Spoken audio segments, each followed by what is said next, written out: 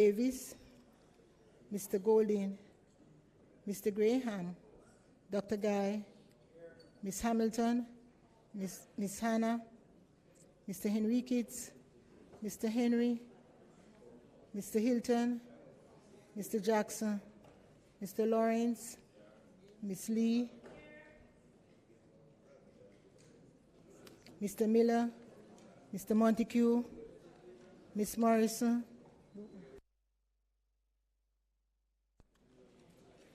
Mrs. Nita Garvey, Mr. Paulwell, Mr. Phillips, Dr. Phillips, Mr. Robertson, Mr. Robinson, Mr. Siblist, Mr. Slowly, Mrs. Vaz, Dr. Wheatley, Mr. Williams, Mr. Wilson, Mr. Wright.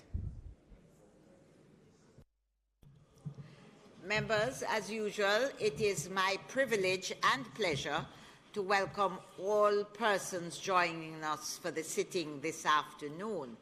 The gallery is looking full and very healthy this evening as our Minister, Deputy Prime Minister, and Minister of Security, National Security, and also Mr. Paulwell, the member from Kingston, Eastern and Port Royal, join us in making their contributions to the debate. In the gallery, I want to make special mention this afternoon of the Jamaica Association of Administrative Professionals. I think from the Kingston chapter, we welcome you, as also members from the Flankers Primary and Junior High School, which is from Dr. Chang's constituency. We welcome you. And I see at a quick glance Her Excellency Marine Van Steen, Ambassador for the European Union, is here with us. Mr. Alex Gaynor, Acting Mission Director for the United States Agency for International Development, USAID. Mr. Wesley Collins is here with us this afternoon, Political Economic Officer from the Embassy of the United States, and Mr. Christian De Silva, Head of Cooperation of the Canadian High Commission. I think it's not always easy to see.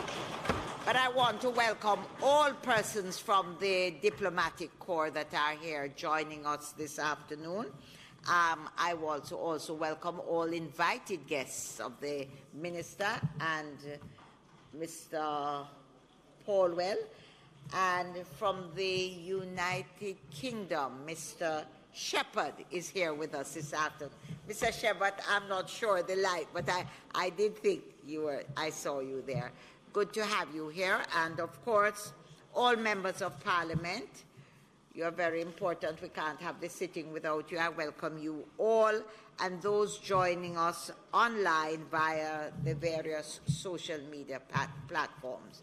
Want to welcome you all and trust that you will.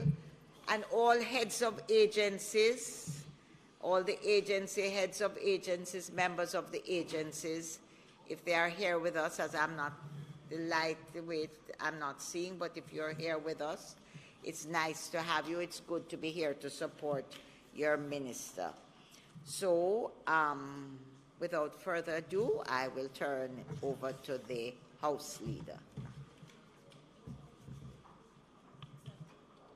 Beg your pardon? We're going to...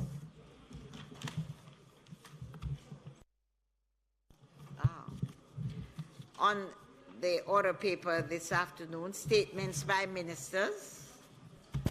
Madam Speaker, I'd like to join you in welcoming the many distinguished guests that we have in the gallery today, and also to anticipate the very strong and powerful performances from our Deputy Prime Minister and also my opposite number on the other side, the member from, yes, from Kingston, Eastern, and Port Royal. Madam Speaker, as is customary for the sectoral debates, that we suspend the order of business so as to allow for public business and for the presentation by the members designated so to do. So I therefore move that the agenda be suspended to allow for the item public business to be taken at this time in order to facilitate the presentation of the Deputy Prime Minister and Minister of National Security, to be followed by the member from Kingston, Eastern, and Port Royal. May it please you, Madam Speaker. Thank you. Members, the question before the House is that we do suspend the agenda and move straight to public business to facilitate the presentations in the sectoral debate. Those in favour? Those against? The ayes have it. House Leader. Madam Speaker, today it is intended to continue the sectoral debate, and I now invite you to ask our Deputy Prime Minister and Minister of National Security and the Member of Parliament for St. James Northwest to make his presentation.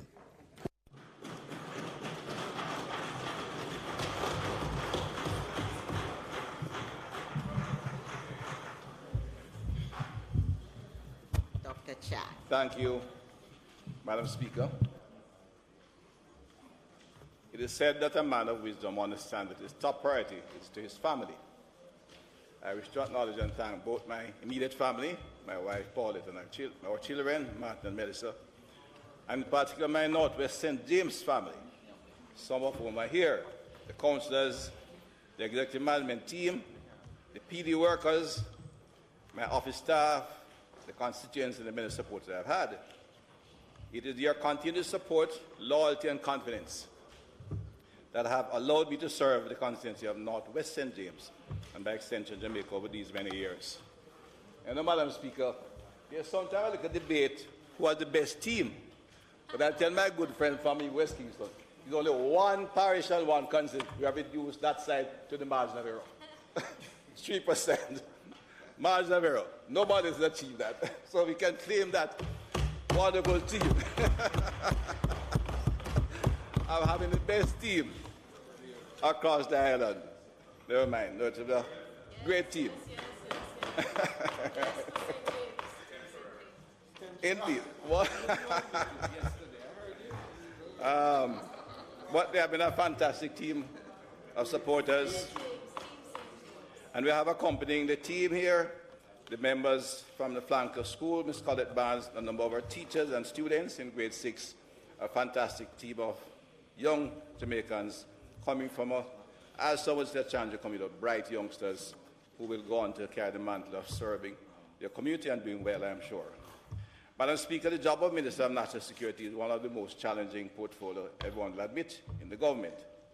And given the propensity for criminal activity and the impact of transnational criminal actors in Jamaica, I wish to extend my sincere appreciation and thanks to our Prime Minister and leader, Andrew Holness, for his continued confidence in allowing me to execute on our plan to secure Jamaica to ensure sustained reduction in all crimes and improve public order and public safety. I want to further express my appreciation to my cabinet colleagues with whom I have had the privilege of working over these many years. Thanks to my colleagues and members of Parliament on both sides of the aisles, the staff of the House of Parliament who facilitate our proceedings, and those who make our creature comforts tolerable at this point in time. I want to further express my appreciation to the CPOs and my office staff and those who work close with me in this continued work to serve the people of Jamaica and to carry out the job that I have been assigned. Thanks to Minister Main, my colleague in the Political Directorate, the Permanent Secretary, Mr. Courtney Williams, who will move to head the Fiscal Commission very soon, one of our finest fiscal economists in the island. the heads of agencies responsible for executing the work of the Ministry of National Security. Always sometimes we tend to forget how many there are because of the focus on our Jamaica Constable Force. But in addition to the Jamaica Constable Force, there's the Passport and Immigration Citizenship Agency, who provides a necessary and essential service to this country.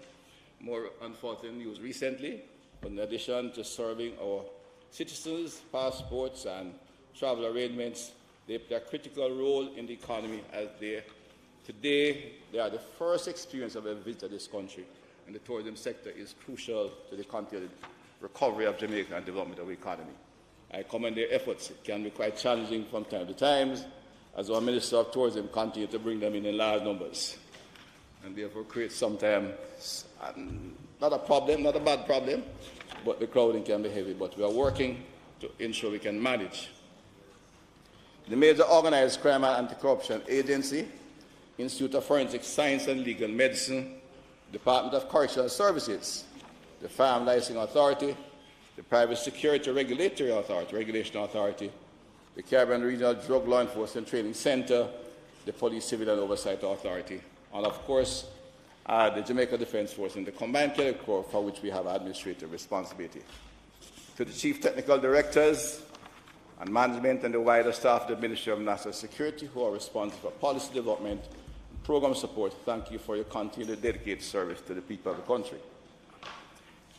Madam Speaker, I will commence my presentation, maybe one of the less popular and at the moment a little bit controversial area, this afternoon with a few comments on the government's new compensation structure and its impact on our security forces, which account for nearly 30% of the public sector employees.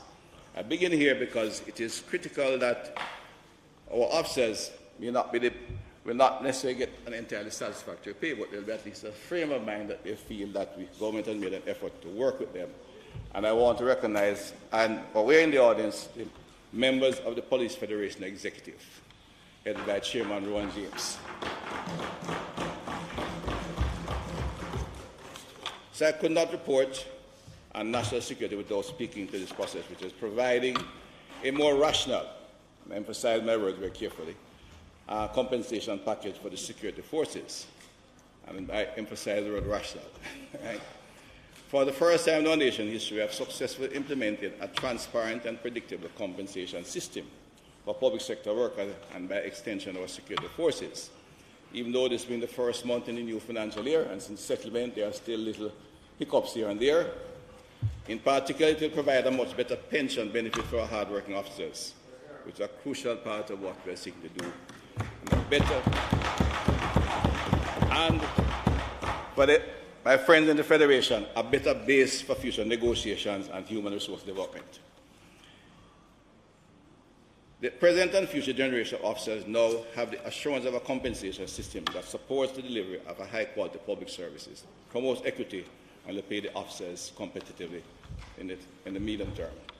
Madam Speaker, while we would want to see the compensation being implemented at a faster rate, we have to act fiscally in a fiscally responsible manner.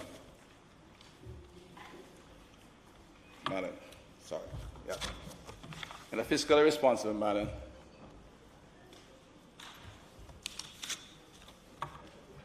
And to ensure the gains we have all sacrificed and achieved are not thrown away.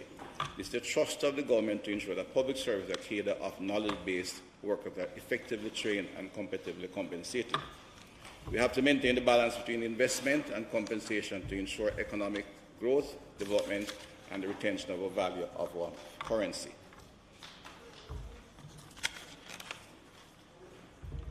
Madam Speaker, radical change will seek to replace legacy, will evoke some level of apprehension among any population. Bear in mind that legacy, even when irrational, has certainty. And that may be the biggest challenge we face in looking at a new compensation scale. Legacy, if even challenging and complicated, has certainty. And therefore, there's all the apprehension when we make radical change. This new compensation structure is a simple but radical shift from a complicated legacy. The discussion on behalf of the law enforcement officers is a very involved process that showcased some of the best public sector grievance negotiation and employee relationship at work. This process involved the leadership of the Police Federation, the senior officers of the Ministry of Finance, led by the Deputy Financial Secretary, Mr. Wayne Jones, and head of the Transformation Implementation Unit, Chairman of EPOC, and former President of the Petrojam, Mr. Keith Duncan, and myself as the Deputy Prime Minister and Minister of National Security. Together we were able to work and resolve a difficult and knotty problem on time and to the relative satisfaction of all parties. Madam Speaker, the entire process in this particular phase of this negotiation represented democracy at its best. There was the political leadership, the private sector leadership, civil service leadership, and the trade union leadership. Work together to come to a settlement in the interest of our country and demonstrate that working together we can resolve some of the most difficult challenges. I want to commend the Police Federation Executive who demonstrated a willingness and a commitment to have a set resolution in a timely manner. It is fair to say, Madam Speaker, without detaining the House, Chairman James would work a 14-hour day with us before departing for home with his family at 10 or 12 in the night. The General Secretary, Ms. McBean, whose mother fell ill at a critical moment, kept on working from the telephone from the Falmouth Hospital. That demonstrates our willingness to find a solution. And to all members of the committee, some fine Jamaicans, I want to express my profound gratitude to the Federation Executive Committee. I want to further mention the support of Mr. Keith Duncan, who went on Sunday, where he was with us all the time. All those 14-hour days, he stayed with us. We were able to discuss the issues frankly and openly, including the need to hold the fiscal margin right, and the Federation members accepted and understood again, I note. But we had to find a way to do better for our officers, and we stuck with it. Well, on Sunday, upon realizing that our officers would not be available to accommodate our discussion in a comfortable manner, because central government offices, central economy turned off, he opened his own boardroom and called out his office staff to serve the team. And indeed, it was on that fateful day that we came to a final resolution before we went back to the Ministry of Finance. Madam Speaker, consultation, inclusion, partnership, and equity are key features of the Andrew Holness administration.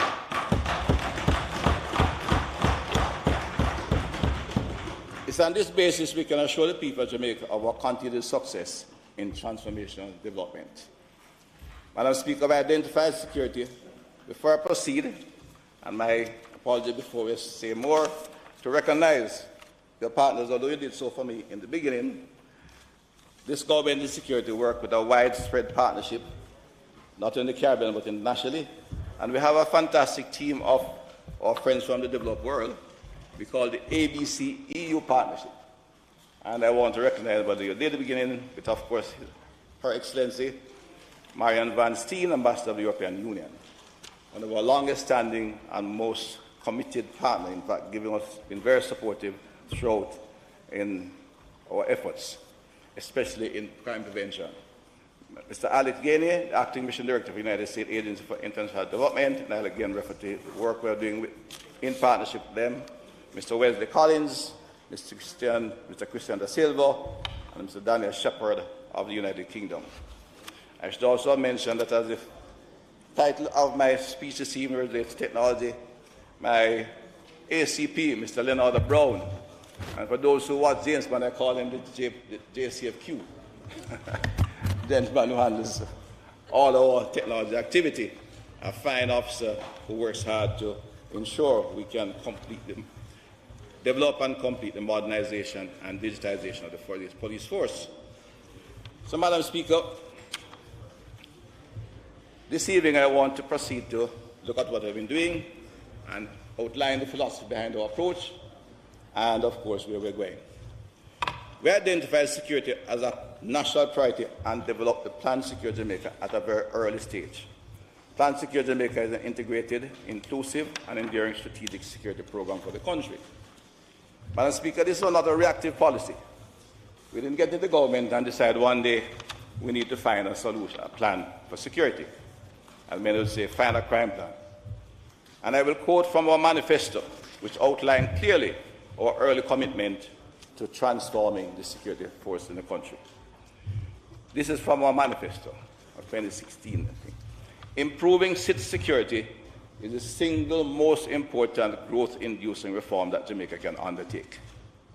I'd repeat that, Madam Speaker, the single most important growth-inducing reform that Jamaica can undertake.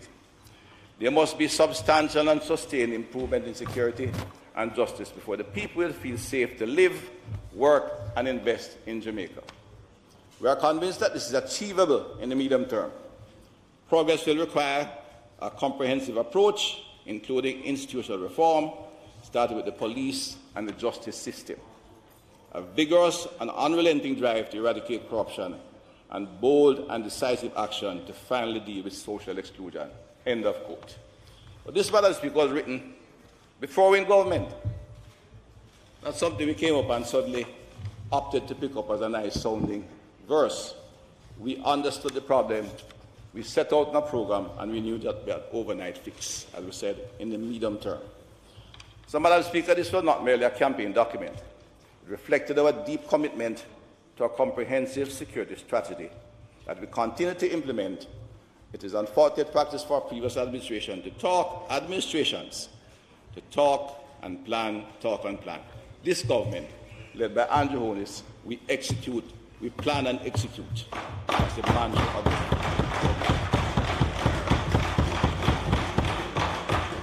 So I want to assure the people of Jamaica that this government is on track with fulfilling our commitment to substantially and sustainable transformational change in security, to a comprehensive approach to institutional reform, and implementing bold, decisive action to eradicate social exclusion. We are on track with building a stronger and more efficient security team to ensure the outcomes that all Jamaicans desire, a safer and more prosperous Jamaica. Of course, we had some interruption in terms of the investment. COVID-19 hit us for 3 fiscal years. But we are persistent, Madam Speaker, and we are proceeding. It is indeed true that for over 25 years, the country had to grapple with one of the highest murder rates in the region. At the same time, it experienced low levels of investment in our national security architecture, extremely low levels. I think there's a chart we'll show a little later how it's run on, probably can be visible on the screen. This is a reminder of the failure of various administration to prioritize this critical issue of crime and security. The graph should reflect this quite clearly. Minor effort was made from 2006-2007 onwards, but the real investment started in the security in 2016-17. It's not visible on the screen, I'm sorry, but I do have a chart which you should be seen shortly. Madam Speaker, it's important that I remind, because when you look at the chart, and I can explain, from 2016-17, we can see capital investment going up, except for a small peak in 2008-2009, and we have kept that level going, and we'll continue to increase it over the years. Madam Speaker, it's important that I remind the country of what has been done and what we intend to do as we continue to implement Plan Secure Jamaica.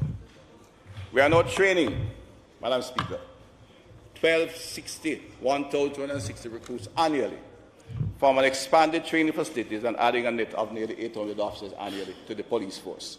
A critical part of whatever change we do or whatever success we hope to achieve is to increase the number of our police officers. We have upgraded the police communication system. Mr. Brown is here, P25 radio network. This was once the most resilient communication network in the entire country. I recall from my early days in public life. It was allowed to deteriorate rapidly and to a level it was almost useless. The stories of officers being beside a robbery and being called and the officer not hearing, and the officer was a mile away trying to run through traffic to get there, was fortunately a thing of the past. We have expanded the network connectivity across police facilities, island-wide, to complete the digitization process that we are proceeding on, and I will expand on this further as we proceed.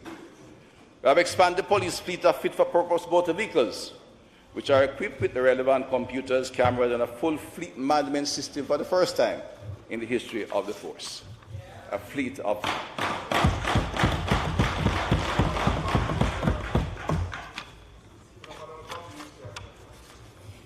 All right, they serve the purpose. we have established the finest Institute of Forensic Science and Legal Medicine in this region. The forensic pathology autopsy suite will be completed this year. The institute itself is one of the finest.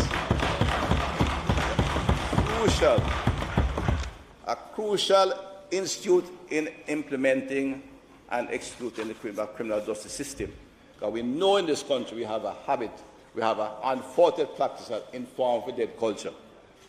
Therefore, getting the first person affidavit witnesses can be very challenging, and lawyers are individuals who are known criminals with all of the evidence in place will get off on technical grounds and continue their mayhem.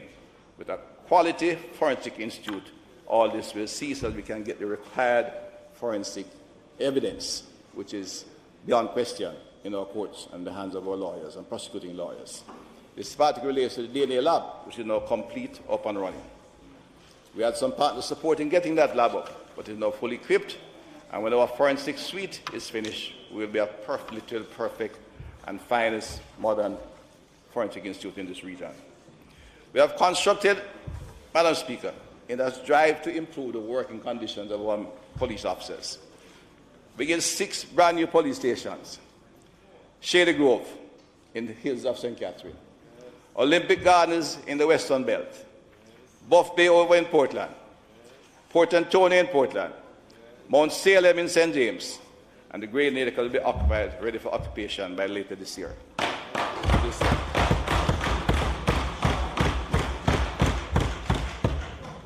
So they said built by labor. We have extensively renovated 6 others and retrofitted them into professional institutions, namely Franklin Town, Adelphi in St. James, 4 parts in Clarendon, Denham Town, Bogwalk, it's about complete, and Lionel Town in South Clarendon. 5 stations are currently under construction or major rehabilitation. Frome in Westmoreland, Little London in Westmoreland, Stony Hill, hills of St. Andrew, Anchovy in St. James, and Lacovia in St. Elizabeth. With the brand new stations to provide our men better working conditions. We have impacted some 133 police facilities across with major refurbishing. And this was not done on the basis of just requests and observation. At the beginning of the administration, we had an engineer review the status of all stations, all 186 police stations and 226 police facilities across the island. We're in the process of ensuring that all of them are brought to the required standards. If we had a little hitch, but there's only one grade C facility, and the engineer organized them in a simple chart. Grade 1 needing minor repairs and repaint and so forth, and the sanitary facility fixed up. Grade 2 required some significant change, and grade 3 need to be demolished and replaced. And there's only one grade 3 facility we have not yet impacted on, because there's a little hiccup in identifying the proper ownership of land. We are now proceeding, and we'll have that done.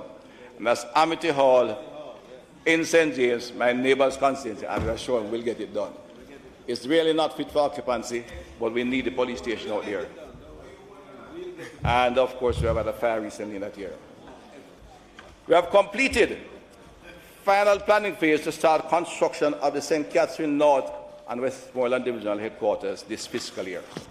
Both stations may become area headquarters in the medium term as we look at some significant reorganization. But the St. Catherine station is there.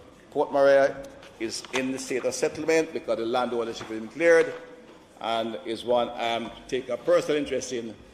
I want to assure the member the National Housing Trust has agreed to do the required survey so that the parish council itself can get their fair share of land with the appropriate titles, and the member from Western St. Mary will guide the development of the Port Maria Town Centre.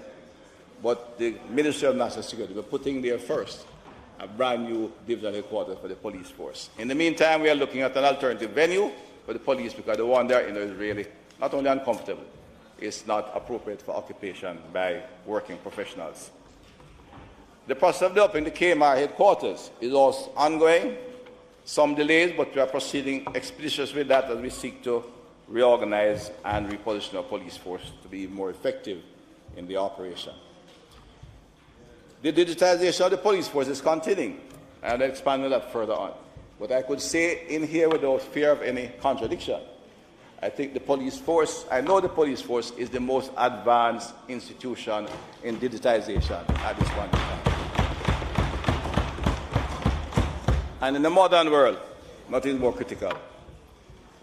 Importantly, Madam Speaker, we have established 10 domestic violence intervention centers across the island. In this, our own budget, we use our own budget, supported by funding from one of our partners, United Nations, I think it was in this case, but the government takes the issue of domestic violence and interpersonal violence very seriously, and we intend to sensitize our police officers both in training and at work, and the challenges posed to them, and want to provide the required facilities to ensure they can deal with it. And we are, and through our holistic approach to go to the whole question of crime fighting, we're in dialogue with the relevant agencies that are required outside of the police force. But the police is not taking over psychosocial counseling. An excellent team of young officers out there who are working at it, but we want the Ministry of Health to have the required social, psychological, clinical psychologists in place, as well as our agencies that work with domestic violence to work collaboratively to deal with what is an emerging, very, very significant problem in the society. We have expanded Jamaica's CCTV program across Jamaica, and it's working very well. I will say more later. We have digitized, Madam Speaker, the well-known traffic ticketing management system with electronic ticketing capability, but critically, Madam Speaker, this provides a foundation for efficient public order enforcement and a better use of the fixed fine regime that is required in public order.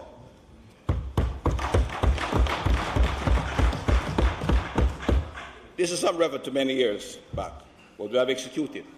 As I indicated earlier, others plan, we execute our plans.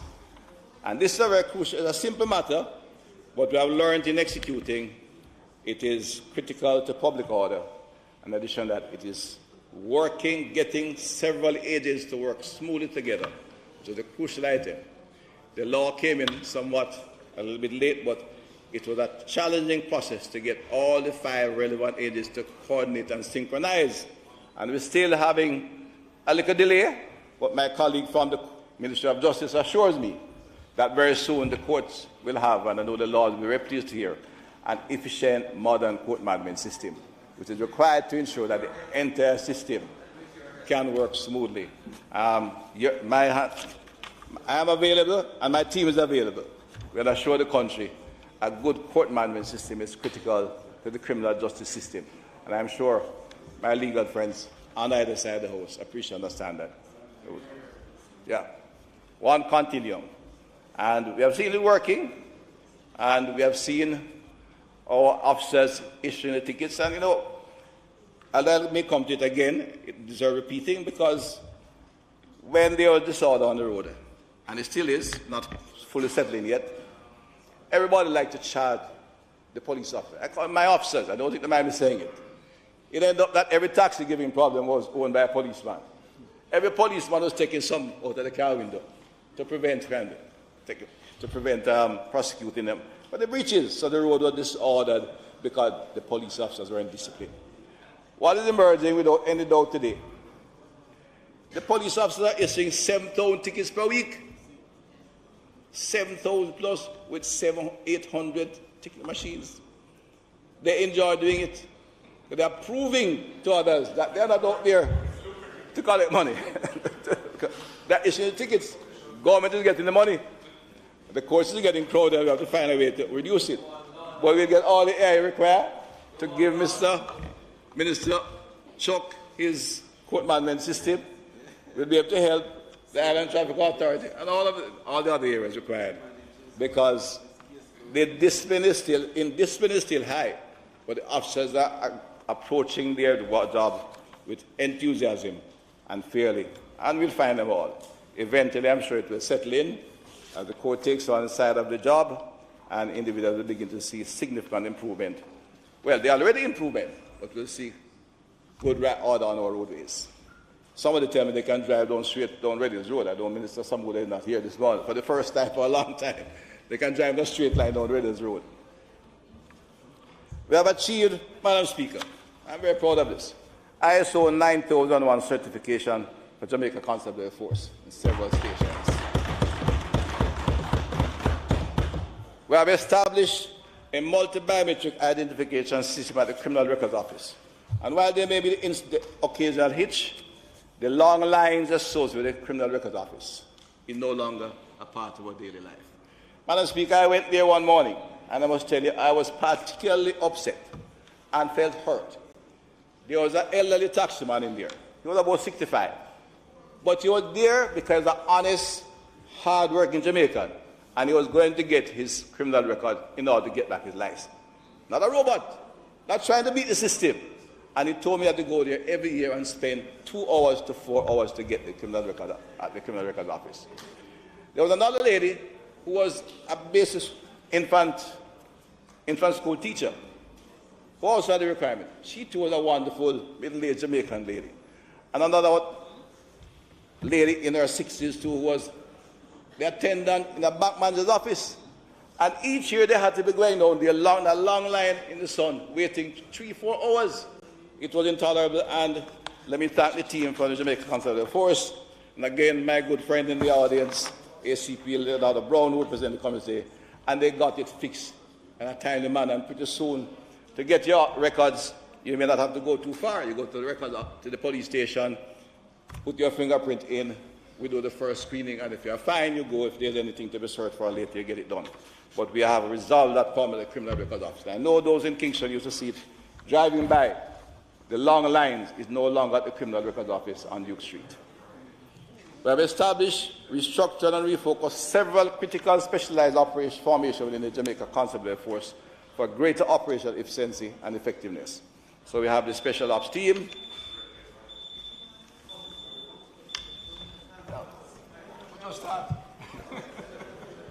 Madam Speaker, the member's time having been expired, I beg to move that the Speaker's time be extended sufficiently to allow him to conclude his presentation. May it please you, Madam Speaker. Members, a question before the House is that sufficient time be given to the Minister to allow him to complete his presentation. Those in favour?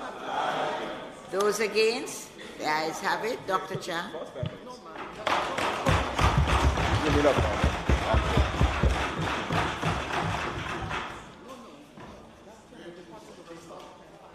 Well, not 45 minutes, but I take the time to thank my colleagues for their graciousness. We have changed the uniform. We have even changed the uniform of the police, Madam Speaker, and you're beginning to see them emerge to make them more relevant and functional. You know, there's a big controversy about police officers wearing body cams. The police are never against body cams. Say it very loud. Of course, an expensive item, and it has to be bought as part of the normal process and be prioritized. But the old uniform could not carry a body cam properly. And when the police officers went out and the camera flipped over and took his face, they said the policeman was being dishonest. It just was not designed to carry a body camera. It's an inherited legacy issue. And those are some of the things that convey the wrong image of the police, and a lot of us buy into it. So the first that we got, we returned them to the world, but we are now acquiring body cameras, and the uniform they are wearing, more popular color is the blue denim, is capable of holding the body cams, and we have to show them.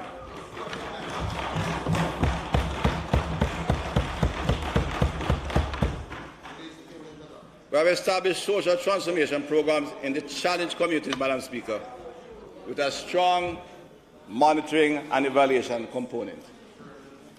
It is crucial, Madam Speaker, because when there are controversies or arguments around social intervention, the critical element is like any other thing, you know, whether it's a nice, wonderful thing or statistics on issues, we have to ensure that there is monitoring to ensure we get value for money. And the monitoring and value is critical. We have expanded our youth engagement programs, and we have established, of course, the major organized crime and anti-corruption agency as a legal institution. We are digitizing the Passport, Immigration and Citizenship Agency. We have amended the anti-gang legislation.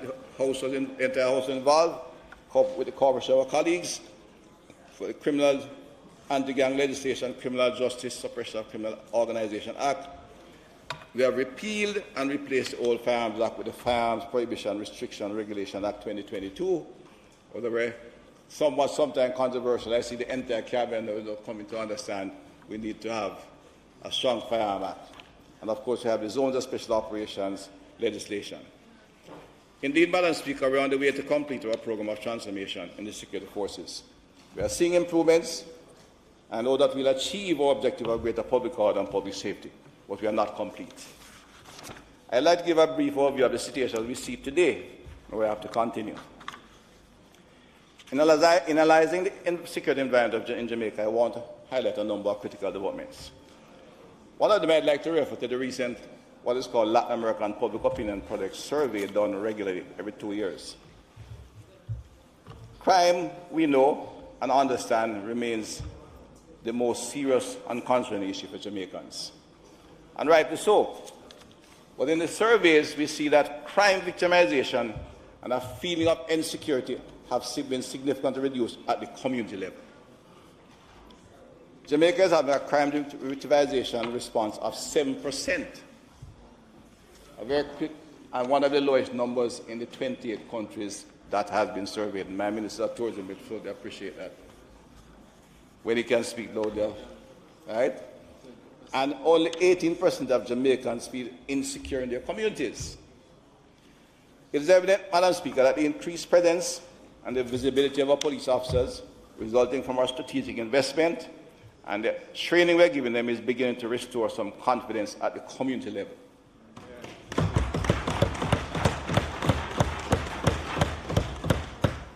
On the other hand, while the police continue to impact community safety by reducing certain types of criminal activities, that's what we call crimes of opportunity. The picking up a telephone from somebody coming on Friday, the handbag, the salary on Friday evening. We are seeing organized criminal terrorists changing their operation and impacting the national psyche and the mood of the country, which is the area of great emphasis and concern at this point in time. Madam Speaker, we have observed that the criminal terrorists are operating in organized alliances to hit high-value targets. These kinds of criminal activities tend to generate heightened national concern, such as stealing up ATMs, where we know they have acquired equipment to rapidly extract an ATM machine. They can cut out and remove an ATM machine in less than 10 minutes. Right? The targeting of cash in transit and other cash-heavy locations. Inter-gang wars have been reduced significantly, Madam Speaker. We don't hear too much of this gang against that gang. But it relates to what is happening in terms of the organized criminal activity.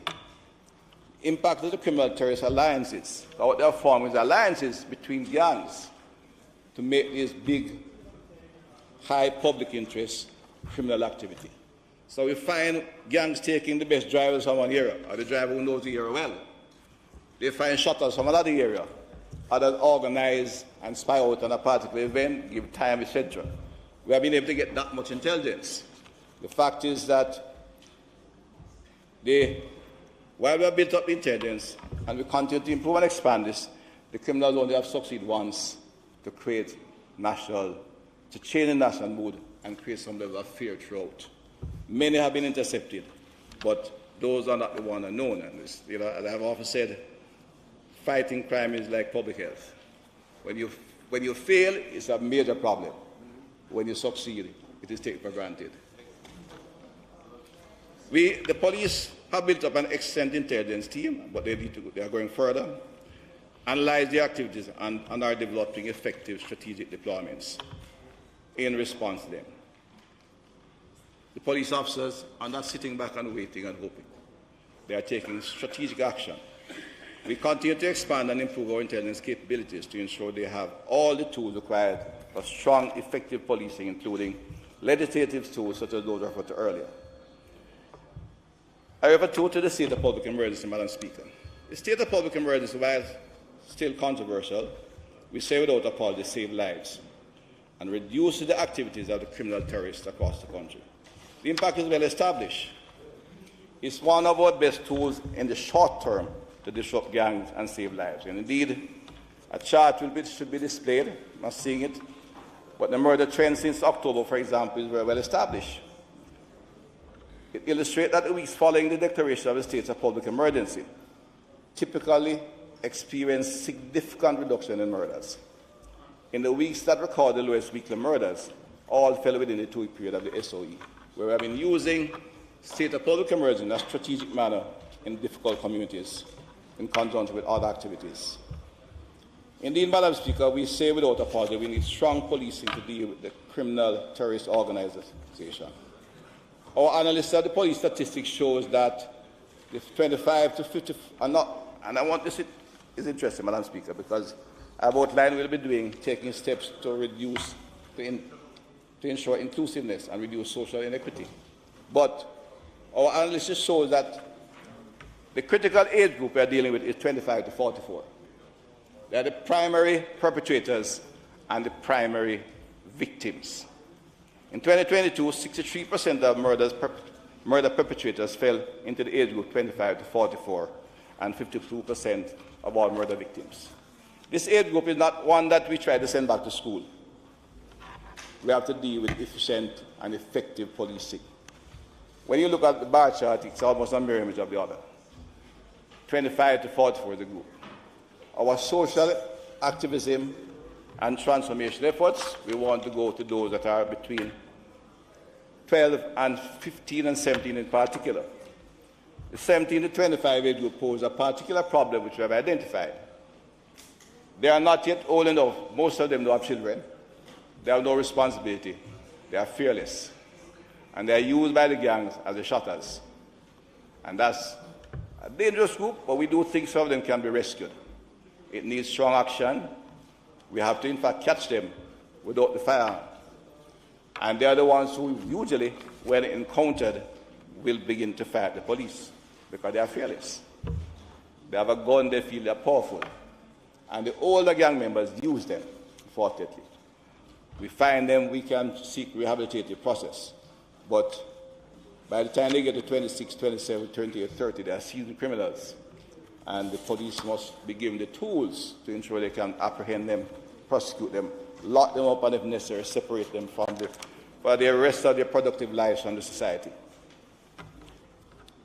This investment in the police force to provide mobility and effective presence is contributing to the significant improvement in public safety at the community level.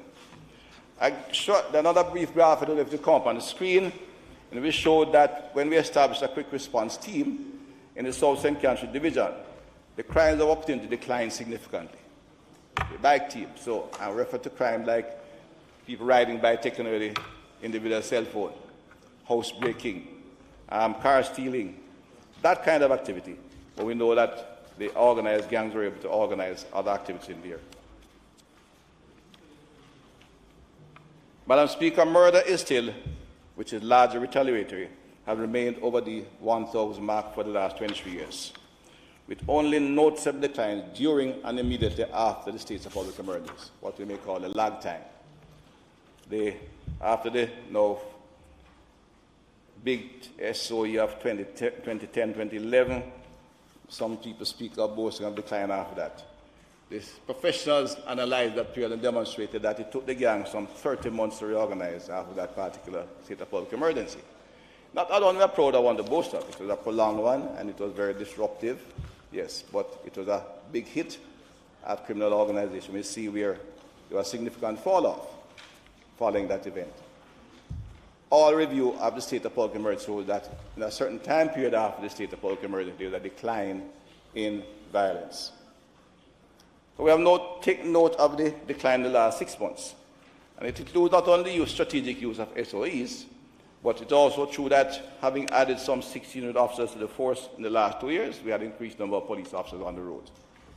We improved their mobility. We're still not yet there because we have just about 1,200 operational vehicles.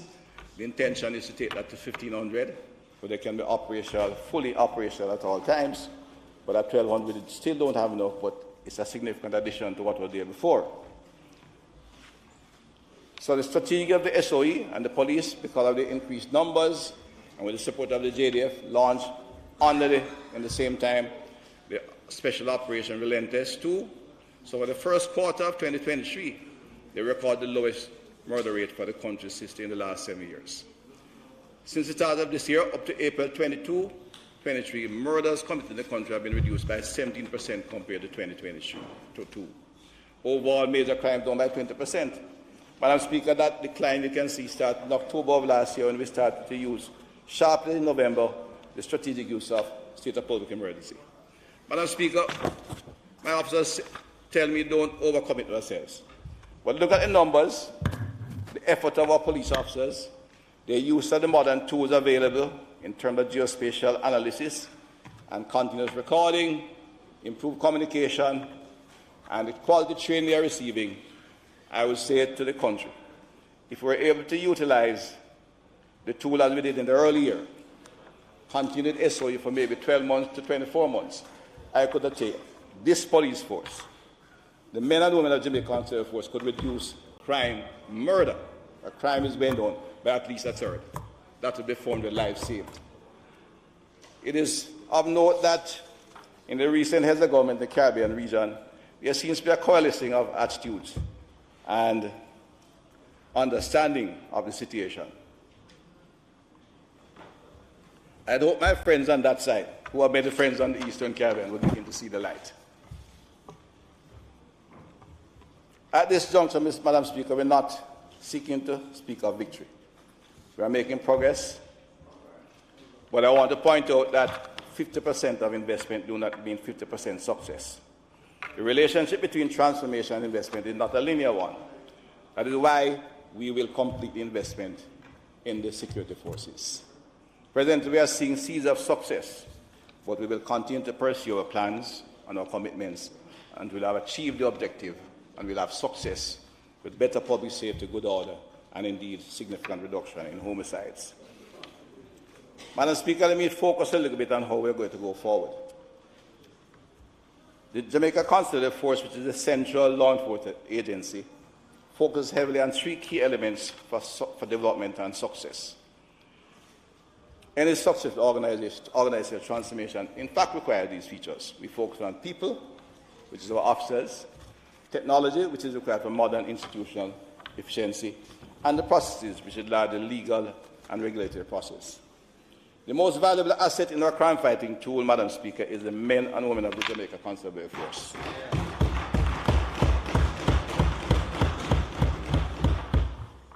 We have made significant changes how we recruit, train, develop, and promote the members of the force.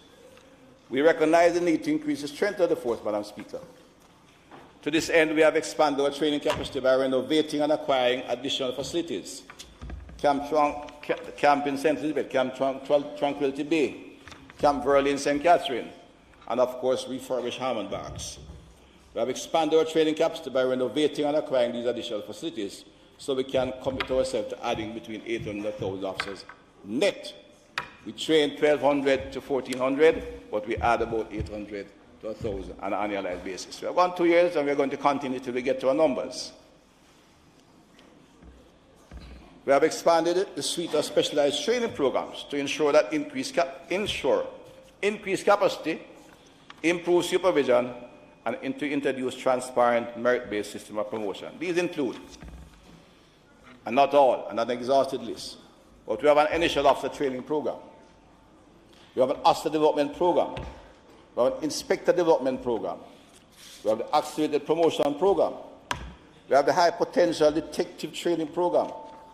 We have a training of trainers program so that in expanding the number of officers we have, we just didn't take officers and say, go train police officers. We trained a number of officers, they got promotion, and they were then assigned to the various areas so that they could have a uniformity of the quality of training across various training institutions. We have the Special Operations Team, expanded training, and of course we have the Quick Response Team, which is the bike teams that operate in the urban areas. The objective is to have, within 2 years, 15,000 trained, equipped officers operating within a modern police ecosystem. Madam Speaker, over the past 5 years, there has been a sharp reduction in the total attrition we've seen as well. But In fact, the total never once was frightening. This represents a positive development we'll accept, and we are mindful that there will be continued attrition as young adults join the police force to improve their CVs. Nothing wrong with that in a country like ours, where many bright young people are not able to go on to university education in traditional ways. But they join the police force, and they in fact take up the opportunity to make themselves more qualified. We are now operating with a 4% attrition rate, which is not unacceptable. In fact, it's quite acceptable. The attrition rate in large police forces ranges from 8 to 12%, average about 10%. So we are still below average, despite of the noise making that we're losing our officers so rapidly. That's not true. Given the size of the police force, 4 to 5% of the 6% is a reasonable attrition rate, and given the nature of policing. With the reorganization of the police force, our investment in the human and physical resources, and a more sensible compensation structure, we expect to maintain this trend. But not only to maintain the trend, but to continue to maintain quality, seasoned, experienced officers who can, in fact, manage and really ensure the police will get on top of this criminal network that are affecting us. We are training and developing the men and women of the force, a truly powerful force for good.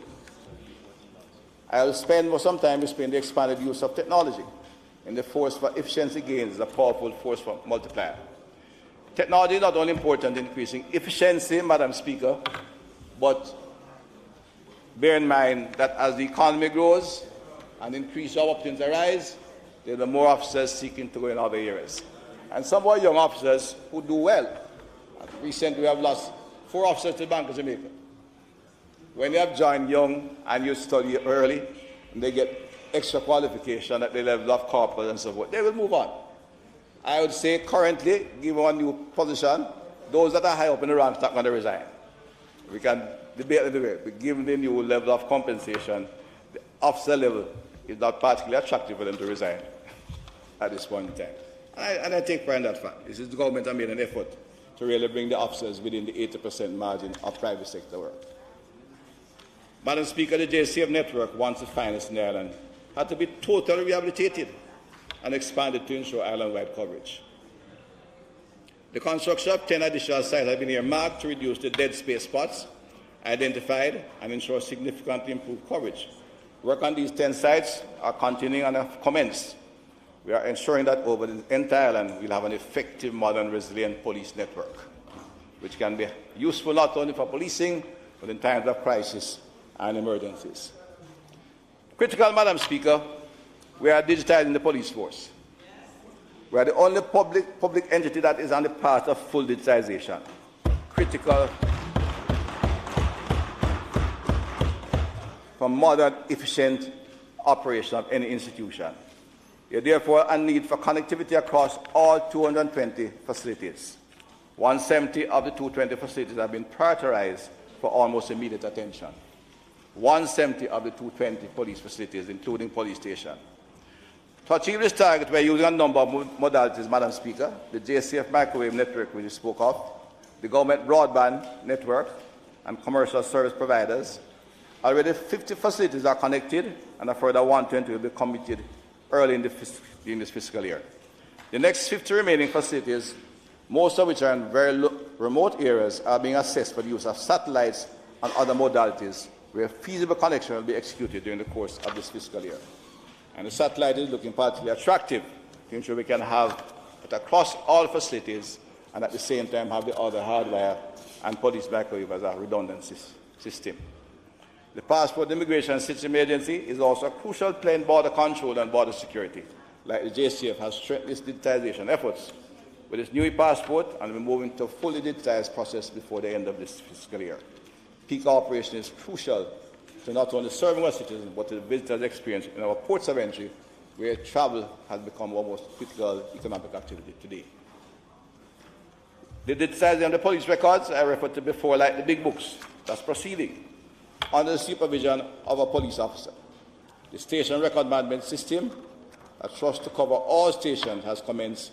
And by the end of this month, we'll have the 23 main stations will be fully operational and before the end of the year, 120 will be onboarded. I must mention this item of digitization was led by the police officers. ACP Leonardo Brown, the audience, lead this team, but the work of a particular inspector at the head office who would deal with the big books was, for anyone to visit, impressive, and this country can be proud of the work of the young officers there. And they went through the process of digitizing the big books, scanning them, checking them that it's going right, and going through the process to ensure that the records will be preserved and there.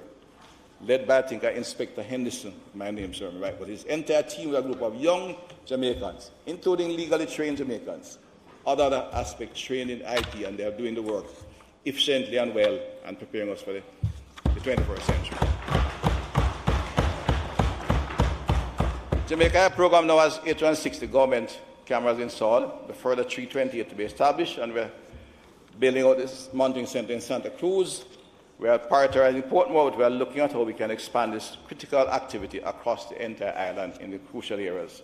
It has proven extremely useful. I'm not going into further details here, but it has been extremely useful in apprehending criminals at a quicker rate. I refer to the traffic ticket management system, which again was developed by and large by members of the ministry with the support of the police officers there. And in field, the leading officer in the ministry, a director, senior director of the ministry, was a former police officer who came in and had an understanding and appreciation of the challenges faced by the traffic system and led the work. A gentleman by the name of Emil Hallgate, somebody again come in as an outstanding public officer. He's working with all the other team members and supporting my friend in the Ministry of Justice and the other areas, Island Traffic Authority and elsewhere, to ensure we can have a fully end-to-end digitized system. I commend the team. I want to refer to our fleet management system, police vehicles presently, the first 1160. We have other old vehicles, but all our acquired vehicles, including boats, motorcycles, are being tracked with a fleet management system. We intend to increase the fleet to 1,500 operational vehicles. The diagram showing on the fleet is a signal of where all vehicles in the island are located.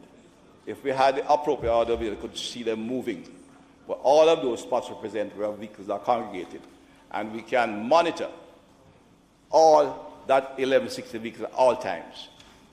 ACP Brown and his team can tell you where each vehicle is, where they are. But critical to all of that is not just deployment, is that they'll be called in for servicing when necessary, and therefore provide the appropriate backup to ensure we can maintain them in good order.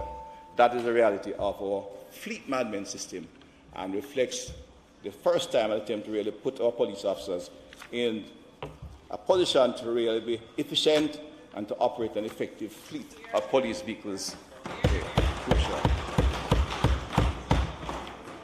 I refer to the Police Record Office.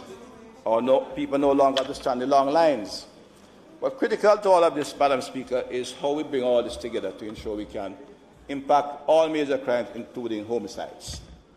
We are on track to establish a modern state-of-the-art command and control center, which will connect and integrate all the systems.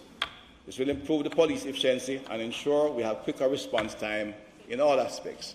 We'll have a fully functional decision-making room. Asset management is crucial for the police. When I got to the ministry, I found officers had to be, sometimes you go to a station, you had to ask the police if they could get impressed to buy a printer or buy paper.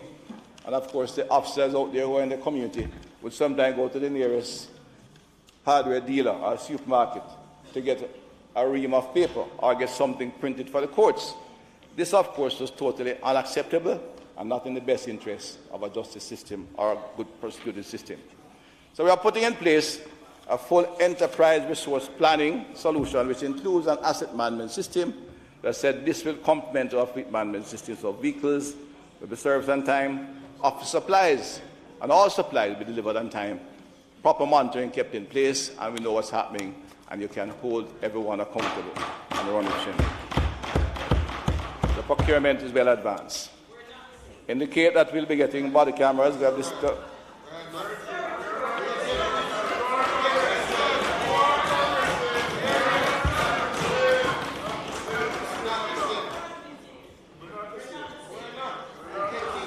No.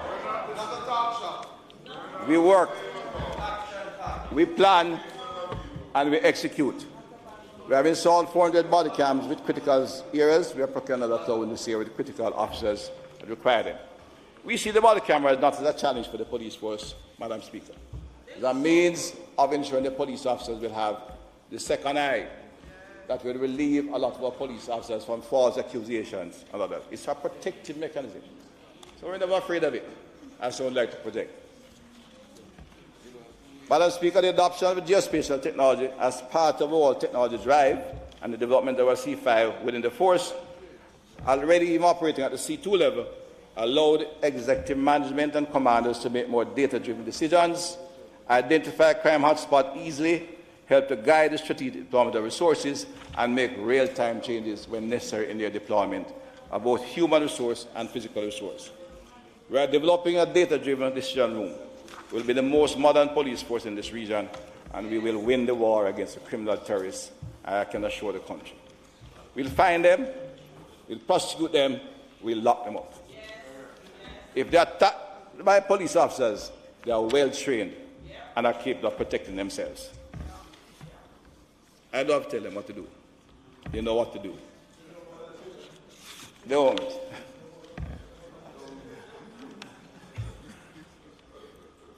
I'd pause just to inform at the JCF, quality and technology expert in the national arena on May 11 to 14. They have no material to show what they're doing, how it can be used, and the experts showcase our commitment to transforming the police to the powerful force for good that they already are, and will even become a more stronger and a better force for good in the country. Madam Speaker, I will turn a little bit to our social activity. As an area, sometimes we get all number of charges shown at us.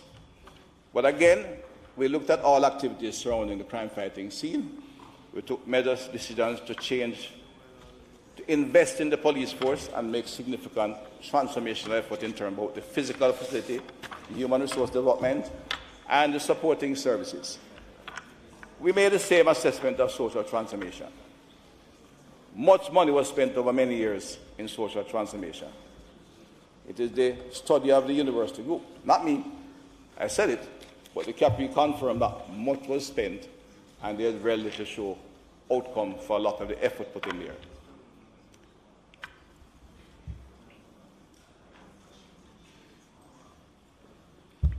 And I'm not condemning it. Nothing was wrong. You have to try something. But we took a more objective view and we set about a program we think we are convinced will give us the response we require. In addition to that, by our strong monitoring, evaluation, and learning approach, we will make real-time decisions to change where necessary. Our investment in social transformation has been equally robust and comprehensive. The government took the policy position to discontinue the projectized approach, which did not provide sustainable benefits to the people and instead utilize a public health model approach to crime prevention. It's all of government, data-driven, and empirically based approach ensures continuity, sustainability, meaningful transformation about the lives of the people and the institutions serving the population of challenge areas. Madam Speaker, there's a crucial event here. If we don't transform the institutions that serve the community in the challenge districts, then there is no hope for sustainability. It cannot be otherwise. You cannot intervene in the community, spend some money, go back to school, some treats, and wonderful, nice things, and the school is left in the same condition it was before. We don't do anything with the curriculum. We don't see what's happening with the families, and numerous other things. So we have had much fun spent in many areas. I objected to this at a personal level since I've had experience with this, and eventually we have a policy which we laid out. And the Cabinet approved implementation of the City Security Plan as a key component of Plan Secure Jamaica. The City Security Plan utilizes a multi-sectoral approach to social investment and social transformation. It is geared towards three priority outcomes: reduction in crime and violence, safer spaces in human and community development. It's monitored by the City Security Secretariat with a comprehensive monitoring and evaluation framework covering some 70 key indicators, but focused primarily on three areas as well as three strategic activities. The Ministry of National Security is not taking over social service agencies in the country, but I'll focus on a couple of examples which indicate how we are working to develop a concept of proof in small communities that can be expanded and scaled to take in the entire country. The first annual effort is a program. We have a program which is funded by the European Union grant, which monitors the activities across a spectrum of intervention. Commonly mentioned here, I said nearly 70 key indicators, but there were 6 of them that are crucial. I am not allude them yet, and there are a number of other smaller programs. Among them, there's an interministerial school support program, which targets, Madam Speaker, 34 schools, high school located that are served by 7 communities in which the zones of special operations have been declared. The selected students participate in interventions that seek to improve school attendance, behavior, and literacy as the overall management of this, well as the overall management of the school. Refers to the Ministry of Education to seek psychosocial counseling, motivational mentorship through our case management methodology. And I mentioned, Madam Speaker, the case management approach include risk assessment, development of treatment plans, and broader support access to intervention through case management by all areas of government involved, including violence intervention. This is a comprehensive approach where an individual is trained to work in the community, not part full-time, retained, and we will seek to expand that program. Home visits to see what is home. Point is treating a child at school and you don't know what's at home. Send the same condition back at home. Reference to the Ministry of Labour and Social Security for support by the social safety net in part and other supporting services by the Ministry of Social Security, which has not a very large but a very decent social safety net when applied efficiently and well. It's small, but it can be very, very practical in helping to resolve challenges for some families. Reference to the agencies of government to interface because many of our citizens are oftentimes overwhelmed by government bureaucracy. They feel almost fearful to enter the office. And of course, one of our challenges in our society is that many people, even some of our professionals, don't give an ear to a poor person. Just listening to a humble challenge is one of the biggest you can do. So we have our case managers get them to interface with these agencies where they can then begin the process of rehabilitation. We engage the vulnerable, then to take them on to become healthy, productive, economically independent individuals. At-risk use strategy initiative at a preliminary stage.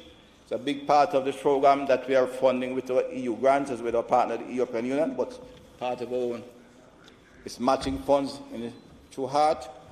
Workshops have been convened earlier this year.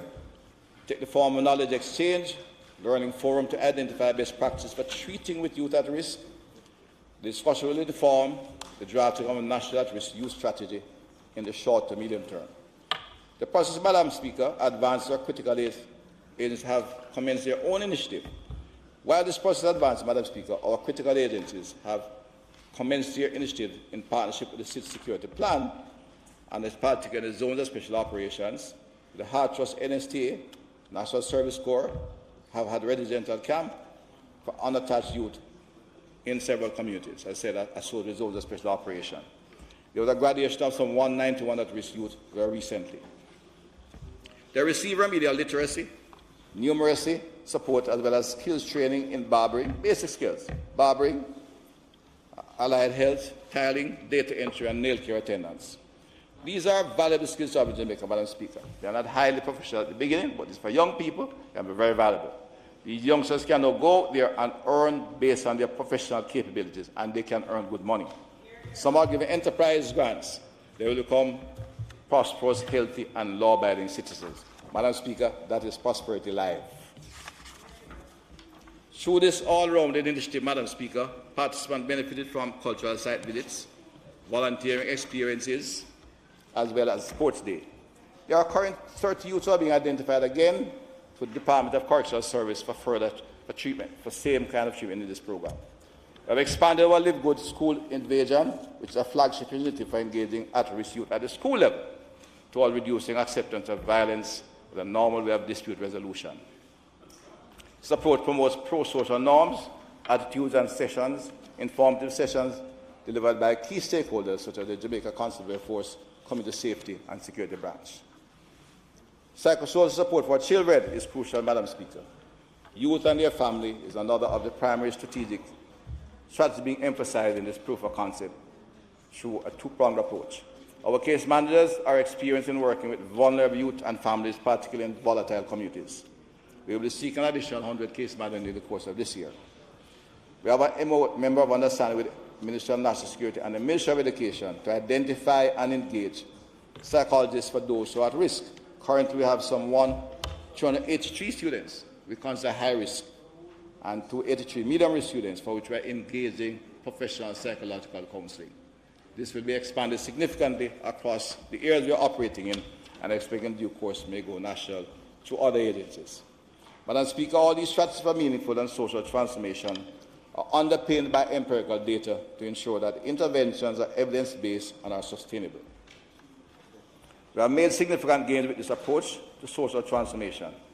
We have established the operational governance structure, coordinating and oversight mechanism for the City Security Business from the City Security Business Group, which comprises the Permanent Secretaries, the Financial Secretary, heads of relevant agencies, JISTV, JCF, PIOJ, National Parenting Commission, Hartrust NTA, and we coordinate the activities, work with the Ministry of Finance to ensure the budget support is there, and in the end we can reach a wider cross-section in a very meaningful way, but in the process also get the institutions that serve our challenged communities the required resource to effect transformational change in a sustainable manner. We have completed residential centres in consultation with the Ministry of Gender and Affairs. We have built safe spaces, and safe spaces sound simple, Madam Speaker, we are expanding green spaces in community, play areas for children in community areas. We build sidewalks with rails, so kids when they get near to school can walk safely into the schoolroom or cross the road safely. That's the kind of basic activity. We have engaged our parenting, and that's moving ahead a little bit slowly, but we are engaging parents in parenting programs. We have training additional youth at risk.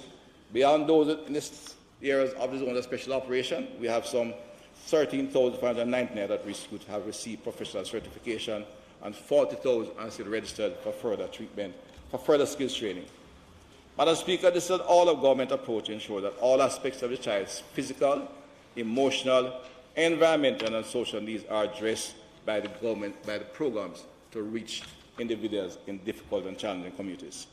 It's a critical component of our crime prevention trust, which targets the individual child, their family, and their community. The government, Madam Speaker, believes in equipping all of the people of these communities with knowledge, so they are better schools and training, with a healthy environment, so we are removing zinc fences, we are renovating community parks, and creating safe leisure spaces. We are building safe sidewalks for our children. We have requested the Ministry of Health to provide the psychological support for the clinics associated with identified communities. They have in fact gotten the required posts through the Ministry of Finance. We are not yet in a position to recruit all of the professionals required because they are just not there, although they made an attempt to recruit them. We are working on a solution, though. We have trained psychiatric aides to do the initial evaluation and get them to the few professionals who are available.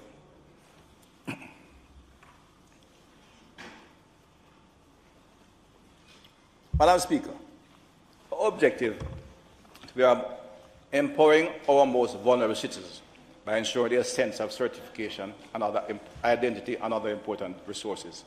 The Ministry of National Security organizes social affairs in collaboration with the Social Development Commission and other government agencies. Is an important outreach effort where we take the services to the communities so they get their birth certificates and other ID that give them, restore their sense of identity and dignity. Madam Speaker, in building a stronger, safer, and more progressive Jamaica, we will not rely on peace brokers. We must equip our people with the skills and the tools that they can all be peacemakers. So entire families and communities must be engaged. That's our mission, Madam Speaker, and we are pursuing it. Furthermore, Madam Speaker, the Ministry is implementing the government-to-government program, another partnership. Again, I said what we do is do programs that will be designed to be upscaled in the near future. The program is geared towards improved relationship between the security forces and the communities. A special program, while we do Government of Jamaica funding, the USAID has contributed significantly to this, and we are currently implementing in 9 communities and across 22 schools. The key activities include violence audits in the localized area and training of community groups in basic conflict mediation and interruption, trafficking in persons, and most horrendous activity which we have to continue to fight, fortunately not so extensive yet, but still something we have to fight to prevent it from becoming ingrained in the criminal network in Jamaica. Identification and reporting of child abuse and domestic violence. Support the schools via music, sports, basketball, etc. Support Child Divergent and Restorative Justice Initiative, which my Minister of Justice will be very happy to hear. Providing case management and psychosocial support at-risk youths and their families. These are carried out through strategic partnership with relevant ministries, departments and agencies, community groups, private sector stakeholders, and international donor partners. Madam Speaker, as I indicated earlier, it is the policy of this administration that critical issues are addressed collaboratively with all stakeholders taking their place in the process. The Ministry of National Security is intervening in vulnerable communities to reduce gang recruitment, provide a model that can be scaled nationally by the respective portfolio ministerial agencies. In crime prevention, we must onboard all stakeholders, the residents, the ministry, departments, agencies, the private sector, and our international donor partners.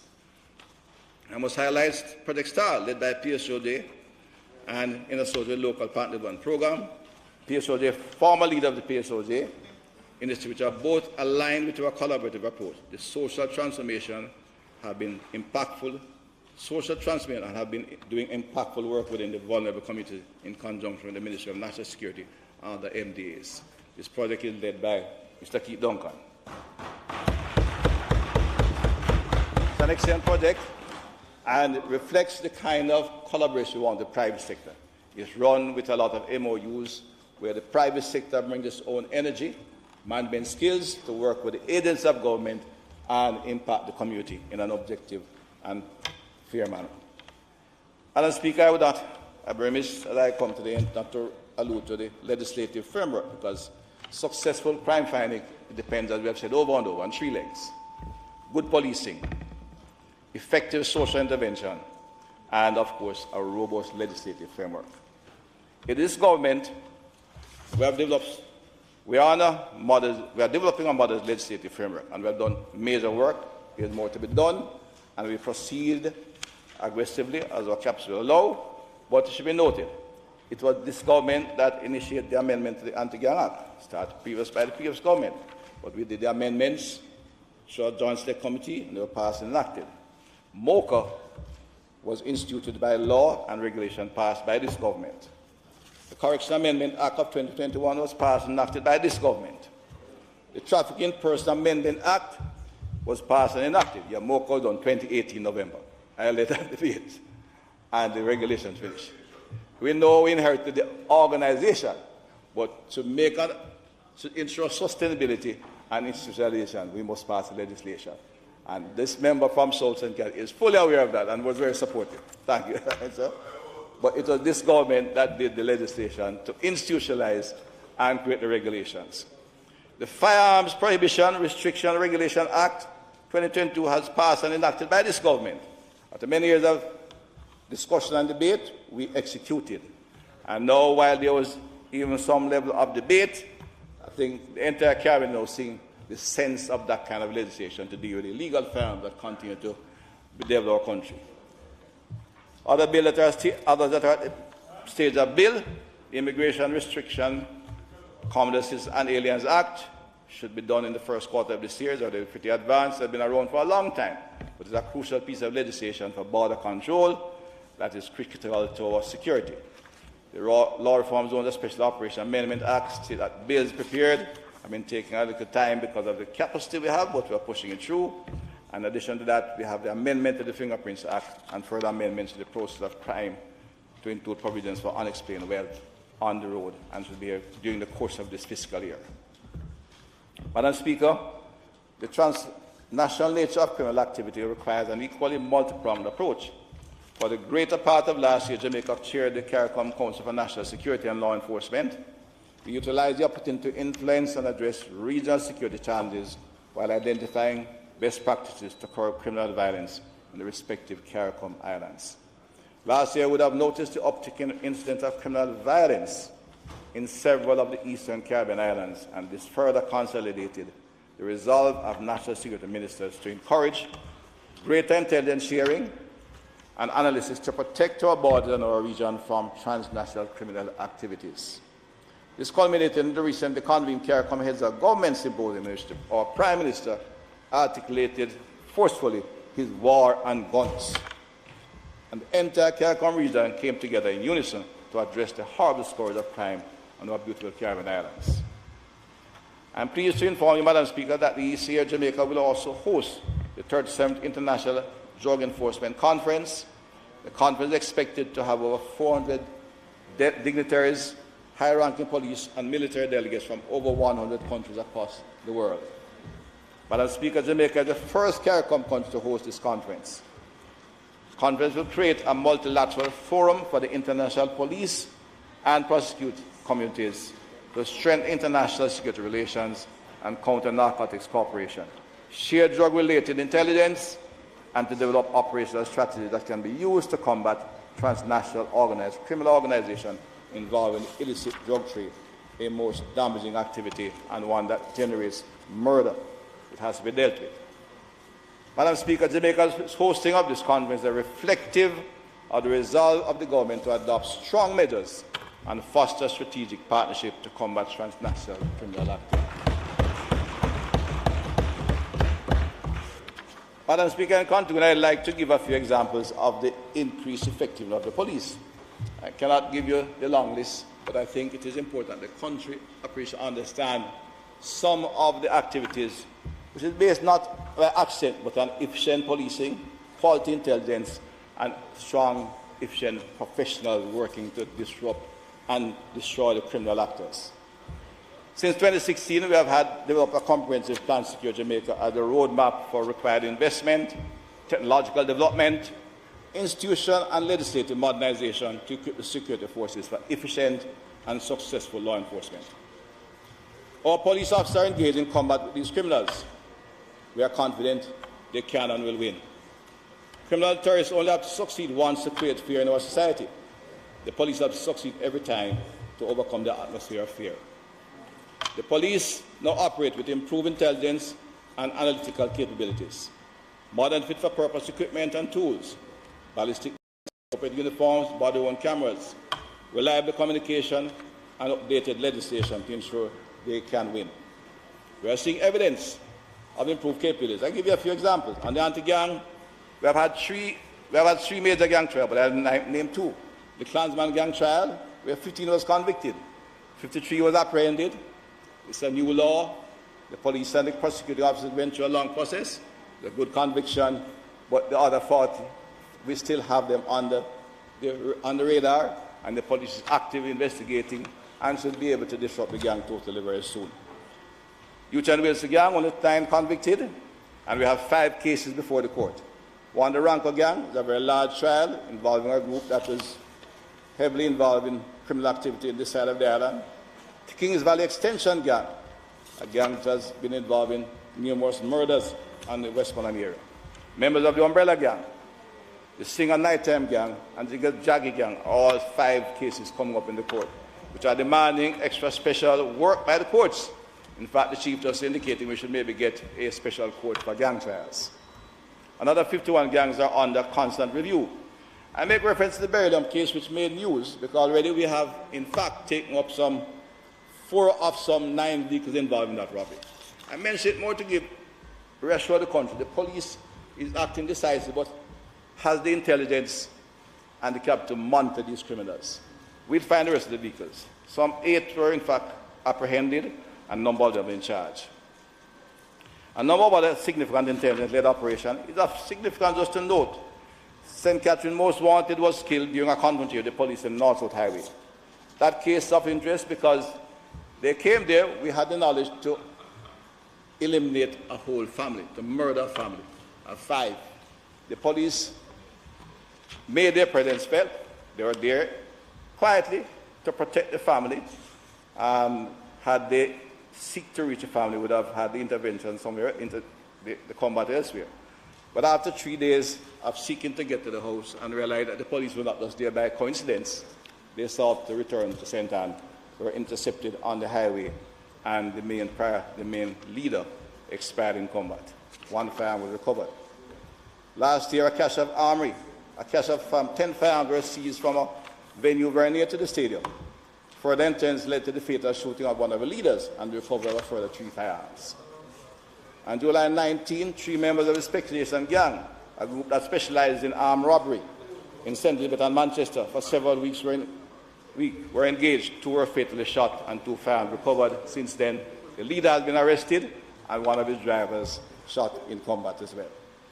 2 gang members from Montego Bay were joined to Kingston to purchase a whole over 1,000 rounds for an ongoing gang war. What they were not aware of is that we had intelligence, we intercepted with the highway, both expired and were removed from the scene in a fatal shootout. Both gangs migrated after that, and there is no more gang war in that particular area. It doesn't mean it will not recur, but what we're saying to the gangsters, we'll find them, we'll apprehend them, we'll lock them up, we get them. If they engage the police is entitled to defend themselves. In the process, during the course of this year, we have seized 3,385 kilograms of cocaine, one of the largest seizures in the history of the country. Again, like what happened some time back, I think, 3,385 kilograms. The rise in transshipment of cocaine is significant. It's valued over 150 million US dollars. We have had cash yields of 3.8 million US, 30,000 Canadian. We have major corruption and fraud cases ongoing, separate Burger King bank cases. Government, I think some 5 have been arrested of 6 local charge and 3 overseas, for which will be extradited home, in addition to other public sector corruption charges in the courts. Indeed, Madam Speaker, they're saying murder is horrible, but we have to fight on all fronts: corruption, fraud, and all the activities that contribute to the criminal network. Real estate forfeiture is proceeding between MOCA and FID. Currently, we have about 1 case only where a group of some 14, an individual was sentenced to 14.5 years of imprisonment in the US. We're able to, as a result of a multi-jurisdictional investigation showing our own capacity, working with other partners. As a result, we seized 12 high-end value residential property in Jamaica and 3 businesses in this country. The FID has under its remit some $5 billion worth of real estate that is managing. We'll seek how to monetize these and get the money to the security forces. Matter scamming, we have broken up large groups, and we have 12 cases before the court currently. And as a final push, Madam Speaker, some 24 criminals have been extradited for money laundering, drug trafficking, and scamming in the last 12 months. And this year will be a larger number. In the last 5 years, we have seized 4,621 illegal firearms. That's a large number of guns that come in. In 2017, 4,621 guns been taken off our streets. Madam Speaker, this government recognizes that crime is our citizens' greatest concern, and correctly so. It kills our people, undermines our democracy, corrupts our institution. It generates social disorder and general lawlessness. This government did not just talk. We made it the priority. We are making an investment, and we'll continue to invest. We are recruiting, we are transforming, we are modernizing, we are building. We are developing the most powerful force for good in this country, the Jamaica Conservative Force.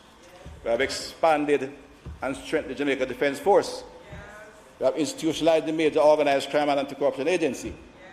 We have a strong financial investigation division. We have an active contraband enforcement team. Note the 92 firearms, now 96 seized at the port of Montego Bay in very recent times. We have an active PICA. They operate, Madam Speaker, as one team, prosecuting the criminal terrorists and protecting the families of this country.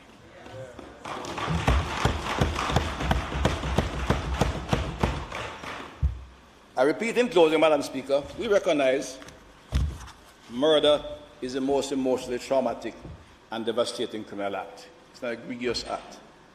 To get at it, however, we must fight on all fronts: the fraud, the corruption, the gangs, the drugs, scamming, the guns, indiscipline and disorder. It's an all-front combat fight to ensure we can protect our citizens and reduce the murder in our society. We will have social transformation and inclusiveness too, while prosecuting the criminal terrorists and protecting the sons and daughters of this beautiful land. This Prime Minister has given the commitment, and this Minister, Madam Speaker, will carry out this mandate without fear or favour, and we will win this war. I thank you, Madam Speaker.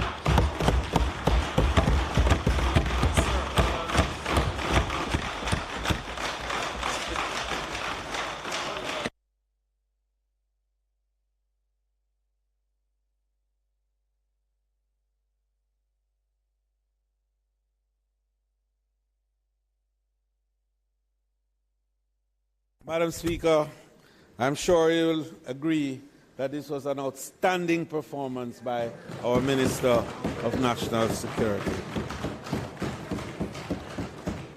I now invite you to ask the member from Kingston, Easton and Port Royal, the leader of opposition business in the House, to make his presentation.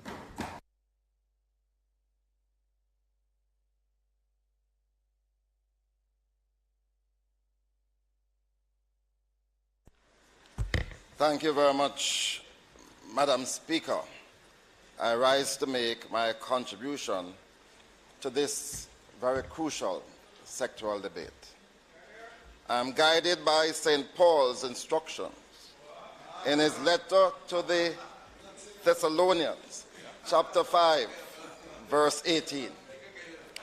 In everything give thanks, for it is the will of God in Christ Jesus concerning you. So I start by giving thanks to the Almighty.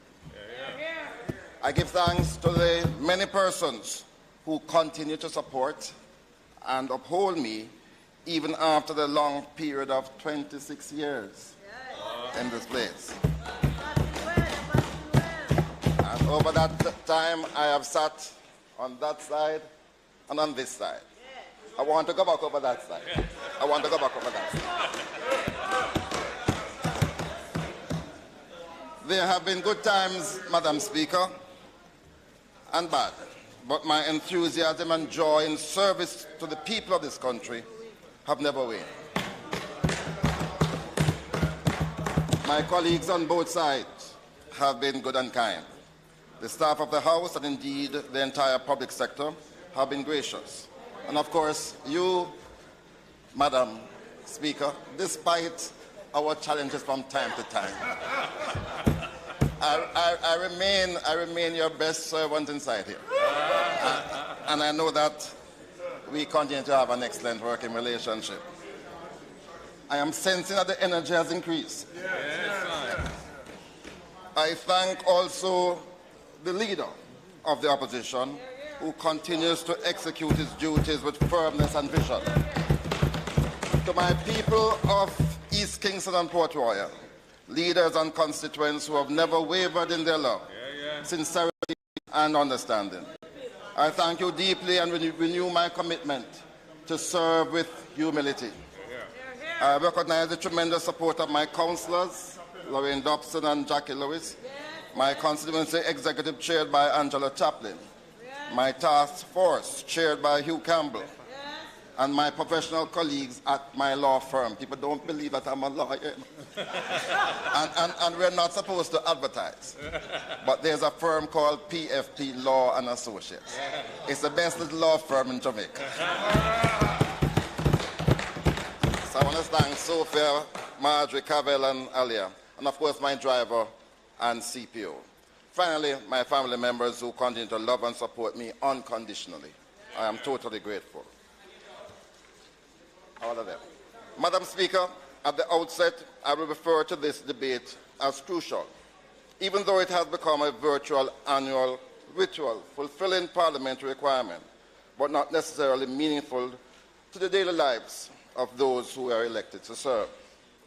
This year, though, as we go past the midterm point of the current administration, and the Prime Minister not even looking to hear this party, as we go past the midterm point The people again have begun to assess us, both government and opposition, and the policies and programs we are putting forward to advance their quality of life. Jamaica is becoming more and more about the effectiveness and innovativeness of what we propose and implement, and less about the partisan politics which in recent times has been mired in showboating and arrogance. The people, I am sensing more and more, are now looking to the opposition for the way forward.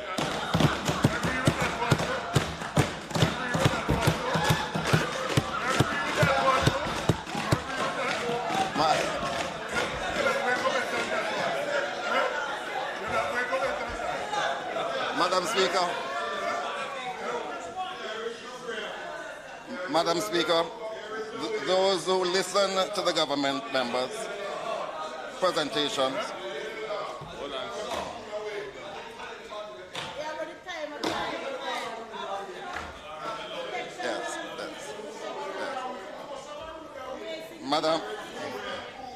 Madam Speaker,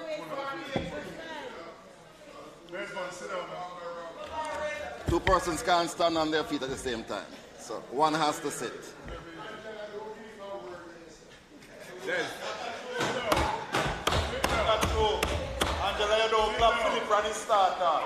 Madam Speaker, those who listen to the government members' presentations continue to be disappointed by the braggadocio as the people, confront the reality of the lack of capacity for them in our economy and the breakdown in the human and social services and physical infrastructure.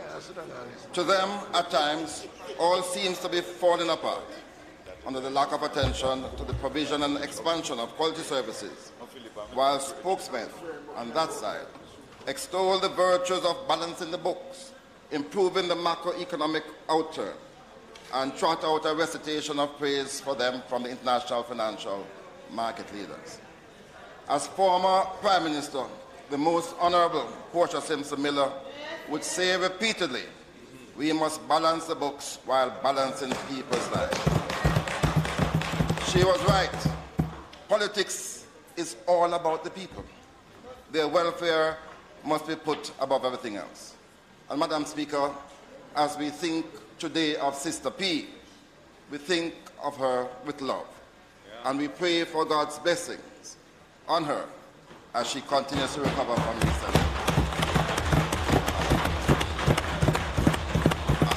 And I must say, Madam Speaker, that we on this side were overwhelmed recently by the outpouring of love.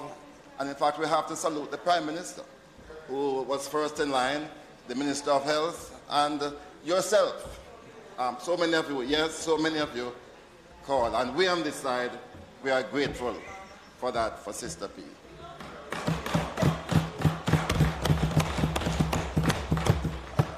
And Madam Speaker, as you have already welcomed so many who are here, we want to welcome all the former members of Parliament who are here, and we want to welcome also our former First Lady, Beverly Anderson Duncan Manley, who is here in the House as well. Madam Speaker, last year Jamaica entered its Diamond Jubilee quite tentatively, just emerging along with the rest of the world from the global pandemic, still with our legs wobbling somewhat, but with a common belief that we had seen the worst of COVID. And indeed, we all pray that that is so. Many perhaps may accept that the type of legacy projects that will be reflective of the Diamond Jubilee didn't happen due to its proximity to the pandemic. I think it is fair to view it from those lenses, and I'm trying to be reasonable, charitable today. But on the other hand, we must be truthful and cognizant that for many, the review of the year was one of ordinariness or somewhat uneventful, if you prefer. Madam Speaker, the above notwithstanding, I would declare throughout our 60 years, this House and those who occupied it from time to time have collectively enhanced the development of our country and people. For sure, there have been missed opportunities and bad governance, but it is also true that we have seen brilliance And indeed, we have seen united and inspired leadership over time. The people are calling for that once more. Too many of our people, especially our young people, feel otherwise at this time. And in my conclusion, I will return to that. But in the interest of time, and as I have two portfolio ministers who are here this afternoon, I'm not so fortunate all the time to have both of them in the presence. And they're very smart, because I know that when they are here, the licks might be a little bit less vibrant. But Madam Speaker, let me start with the portfolio of energy. The portfolio of energy in the last 7 years has suffered from the effects of bad management, instability, and neglect.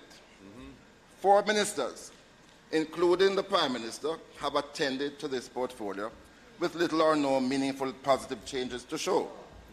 Not much is happening, and every commitment given by the administration to the people, whether it's in relation to renewable energy, Petrojam, electricity prices, and legislative reform in the electricity sector, has not been met. In fact, in some areas we have experienced significant reversal. Madam Speaker, nowhere in the ministry is the standstill more evident than the provision of electricity services, despite a policy objective of significantly increasing the ratio of renewable energy to 50% against fossil fuel sources in the Jamaican energy mix. Very little has been done over the past 7 years to meet that objective. Of Jamaica's installed capacity of just over 1,000 megawatts of electricity that we generate, only 178 megawatts is from renewable sources, such as hydro, wind, and solar. Only 37 of that has been added in the 7 years. And that project that came on was approved by us. Yes, in 2013. All the other large renewable energy projects were procured and implemented by our administration prior to 2016. Madam Speaker, we are pleased that the current minister has seen it fit to resume the important role and function of the Energy Council, and that he was swift to commence the review of the Electricity Act when the neglect was pointed out to him. We have to give him credit, and the credit will always come first. Right, he has been responsive to requests for information and meetings. But, Minister, we are sorely disappointed that after a period of rapid growth up to 2016, less than 15% of the installed capacity is from renewables. This is so, again, even after the Prime Minister set a target of achieving 50% by 2030. At the rate at which we are going, it is hardly likely we will even get to 20% by 2030. This is so, Madam Speaker, in spite of the Minister's recent presentation to the National Energy Council of the Integrated Resource Plan, number 2. And we have to move to number 2 because number 1 was stillborn. And the oft-repeated announcement that a request for proposal was just around the corner. We have not seen one single request for proposal since 2014. Madam Speaker, we recently received a presentation on IRP2, a proposal for an injection of about 800 megawatts of new renewable capacity by 2030. We haven't gotten one in 7 years. And it has now been projected that in 7 years, we are going to get about 800 megawatts. I believe, with the greatest of respect to the Minister and his team, that that's a joke, and that we are just chatting in this regard. And if the Minister is going to cite again that 37 megawatts plant, I want to remind you that that came on stream in 2013. Madam Speaker, we are also happy to see the resumption of the work of the Joint Select Committee of the Parliament to review the Electricity Act. We are still shocked that the work of the committee was stalled for almost a year while the cost of electricity continues to escalate, and we are now told that the JPS is into a death spiral. As the leader of the opposition pointed out in his budget presentation, there is a stark reality facing the Jamaican people. I want to quote from his presentation, and I quote, "The upshot of the overall mismanagement of the energy sector by this government, coupled with its ill-advised foreign policy stance, is that the price of electricity to the Jamaican consumer, which was 25 cents US per kilowatt hour in 2016, is now 42 US cents per kilowatt hour. At that very high price of electricity, Jamaican consumers continue to suffer. Manufacturing and other businesses are at a competitive disadvantage versus goods produced in countries with lower energy costs. It is a bad situation for Jamaica." End of quote. I want to commend the Leader of the Opposition for those observations. Madam Speaker, I also have concerns, Mr. Speaker, I also have concerns about the so-called benefits which should have been derived from the massive switch to the use of LNG as the preferred fuel. The LNG generating plants are now the highest supplier of electricity to the grid. We need to take credit for that because it does represent a dramatic transformation in the fuel sources. The question, though, Mr. Speaker, is are Jamaicans getting the financial benefit from the changeover from diesel and heavy fuel oil to LNG? I submit the answer is no. Why is it so? Madam Speaker, Mr. Speaker, consider it. I really do prefer, Madam Speaker.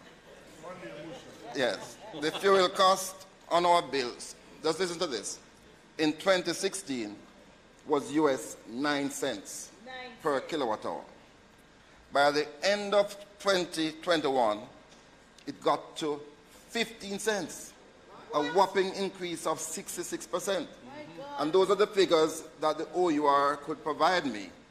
They don't have 2022 as yet, and I know that the price of electricity has been increasing since then. Expensive state-of-the-art infrastructure has been set up in Jamaica to produce LNG, but it seems JPS customers alone are being asked to pay for this infrastructure, and no one else. What about the discussion that we had in my time of Jamaica becoming the hub for the processing of LNG for the region, given our logistics and our advantages? This throughput of LNG was contemplated to be a cost-sharing exercise to lessen the burden on the Jamaican consumers. Mr. Speaker, JPS customers alone cannot do it without electricity prices continuing to go through the roof, crippling businesses large and small, and making it unaffordable for the domestic consumer. The so-called Rate 10 customers. New Fortress must find new customers, so the payback is shared between a larger group.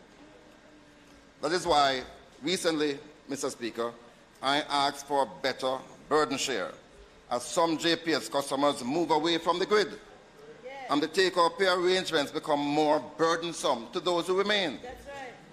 If it continues on the present trajectory, JPS will be in peril, but we are going to be at greater mercy of higher prices. In fact, some people believe that we are already there. As I have told this Honourable House before, it was also never the intention of the PNP government to introduce LNG with only one provider. We believe in competition. We believe in competition. The policy, no, we're definitely not the same. The policy goal was to promulgate enabling regulations to foster transparent rules and to encourage competition. This has not happened even after 7 years. The energy situation in Jamaica is insecure, and though late, we must stop wasting time and get our act together. Nobody is waiting on us. We must inject new thinking now to attract strategic investment, as the next 2 years cannot be like the last 7. Moving away from the grid has its advantages to some, but severe disadvantages to those who remain behind. Mr. Speaker, the framework to manage electricity in Jamaica was revolutionized in 2015 when the Electricity Act was promulgated to consolidate and modernize the laws relating to the generation, transmission, distribution, supply, dispatch, and use of electricity. That was a major accomplishment. The law itself mandated a review in 5 years. That was by 2020. We are now in 2023, 3 years past the review time. Our Joint Select Committee has been sitting, and this, Mr. Speaker, is important work. But of course, I have already expressed my disappointment that between February last year and March this year, we did no work to continue this very important exercise. But, Mr. Speaker, I want to get to another point, which is far more severe than just the meeting of the Joint Select Committee. What about the non-fuel charge on our bills? So we have fuel, LNG mainly, we have added some renewables. We have non-fuel. Today I'm not going to deal with the third part, which is taxation, which has escalated tremendously since 2016 and now. Tax under this government. But, so let us look at the non-fuel charge. The non-fuel charge is that which comes with transmission and distribution. In 2016, it was 13 US cents per kilowatt hour. In 2021, it jumped to 16.26. And that figure is not where it has stopped. The OUR is still not yet able to say where we were in 2022, but it has continued. Mr. Speaker, apart from some glaring areas of inefficiency of the operations of the grid, which JPSCO must invest in to correct, the bulk of this increase is coming from an increase in the amount of electricity that is stolen. That is stolen. The amount of theft has risen in the last few years. And we have been told that prosperity is upon us. Let that sink in. Last year, in these same debates, after careful thinking, I put forward a plan to diminish the amount of electricity theft which is taking place, and to which all legitimate customers must pay. I had suggested then that using money from the hedge fund tax, the government could implement a large-scale project of using rooftops in various communities and other spaces to install solar panels to generate electricity for these poor communities.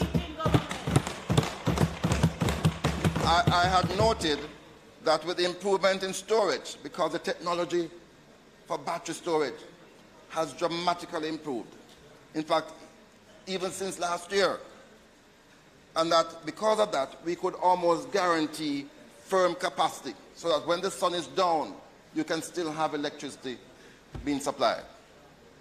I followed up the proposal by tabling a private member's motion in April 27, 2002.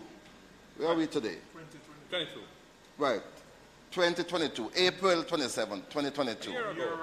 A year ago. And it was tabled so that we could have a proper debate in this parliament, because every one of us inside here is faced with the howls and the balls of our constituents whenever they get their electricity bills. But what did my good friend say?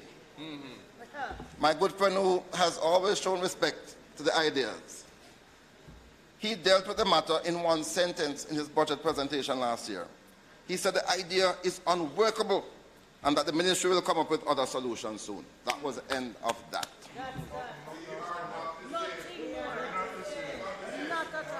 Is that that sounds like bad mind, Darren.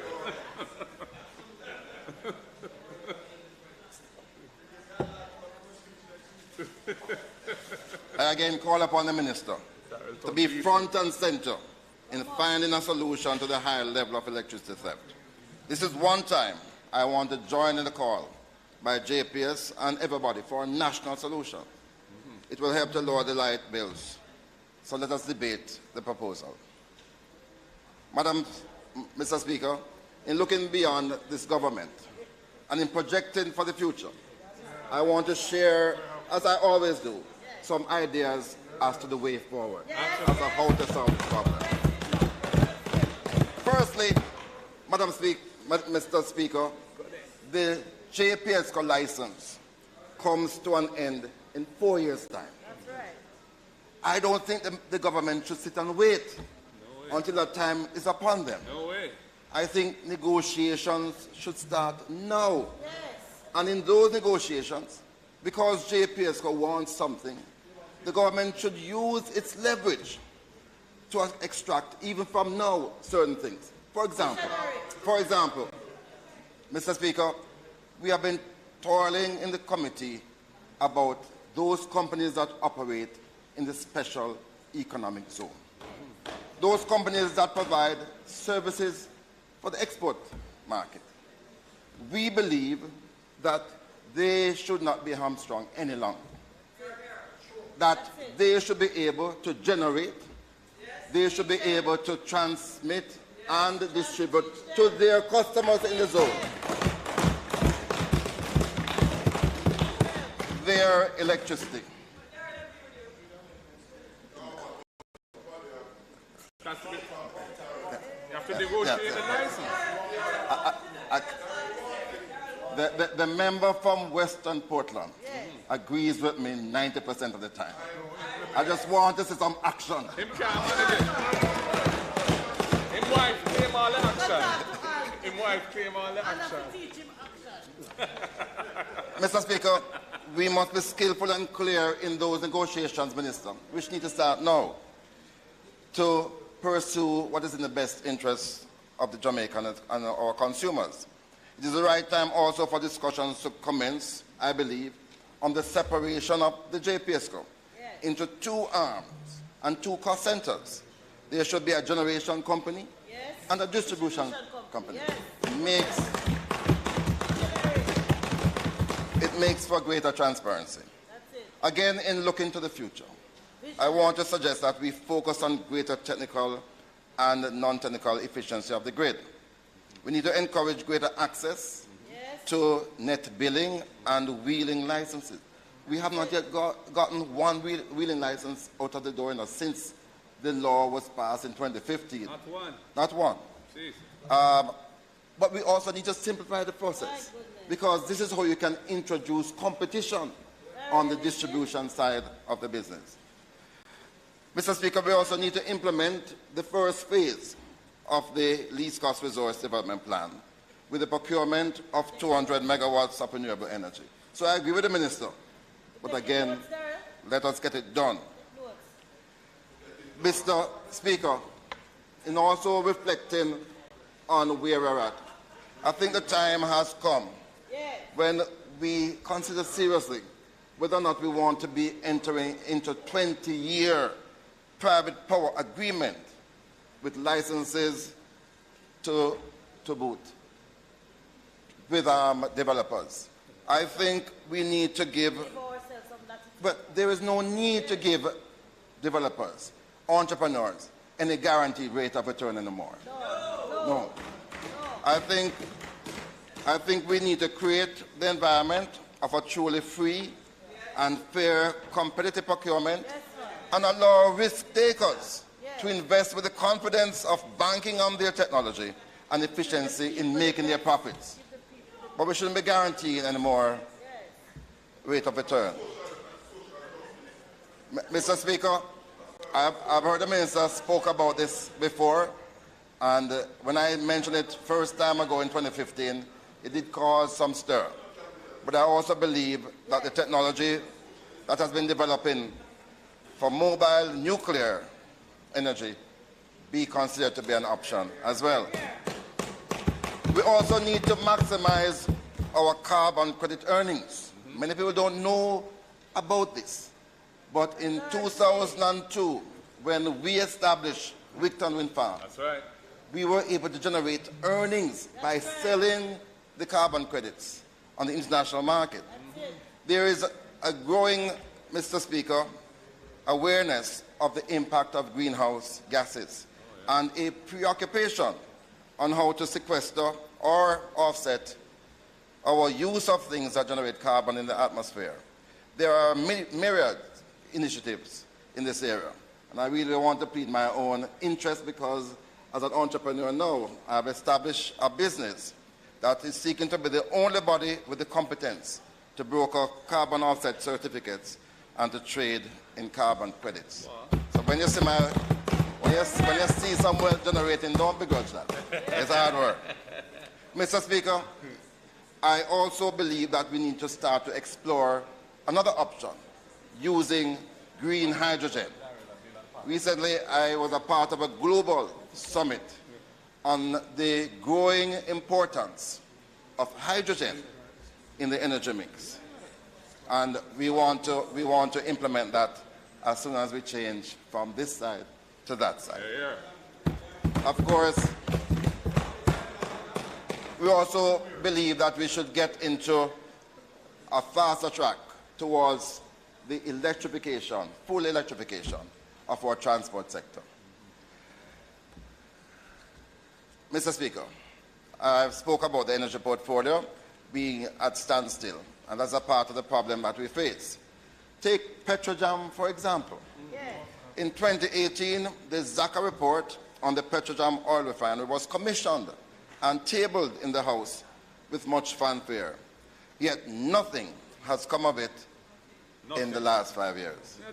Madam Speaker, I don't support all the recommendations in that report, but at least... Madam Speaker, in keeping with the tradition that members have always respected this process, I beg to move that the member's time, having been expired, be extended sufficiently for him to conclude his presentation.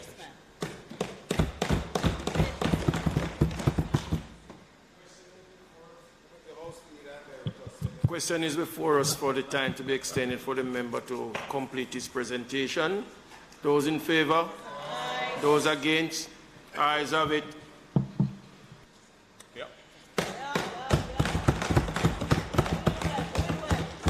Mr. Speaker, I thank you and the House for your kindness, and I promise you, as soon as I see the energy waning, I'll stop.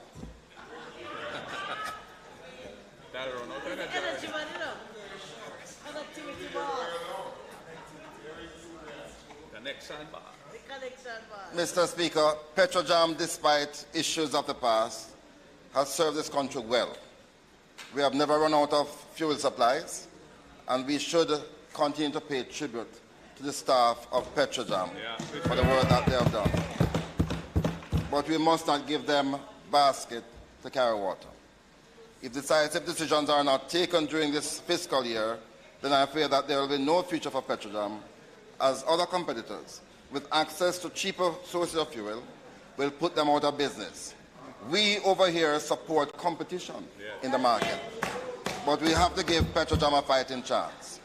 And the way it is projected, they will have to be shut and the refinery transformed into a terminal port for import. Another year has passed and no action. The country also needs to be updated on the status of the acquisition of Venezuela's share in the Petrojam refinery. What the hell is going on with that? And this is so particularly because we are sensing now an easing in the relationship between the United States and Venezuela. And in fact, some of our own countries in this region, they have begun to do trading once more with Venezuela under the Petrocaribe agreement. The matter has been protracted with payment for the shares sitting in escrow for 4 years, while relations remain frosty. Jamaica must never be ungrateful to Venezuela.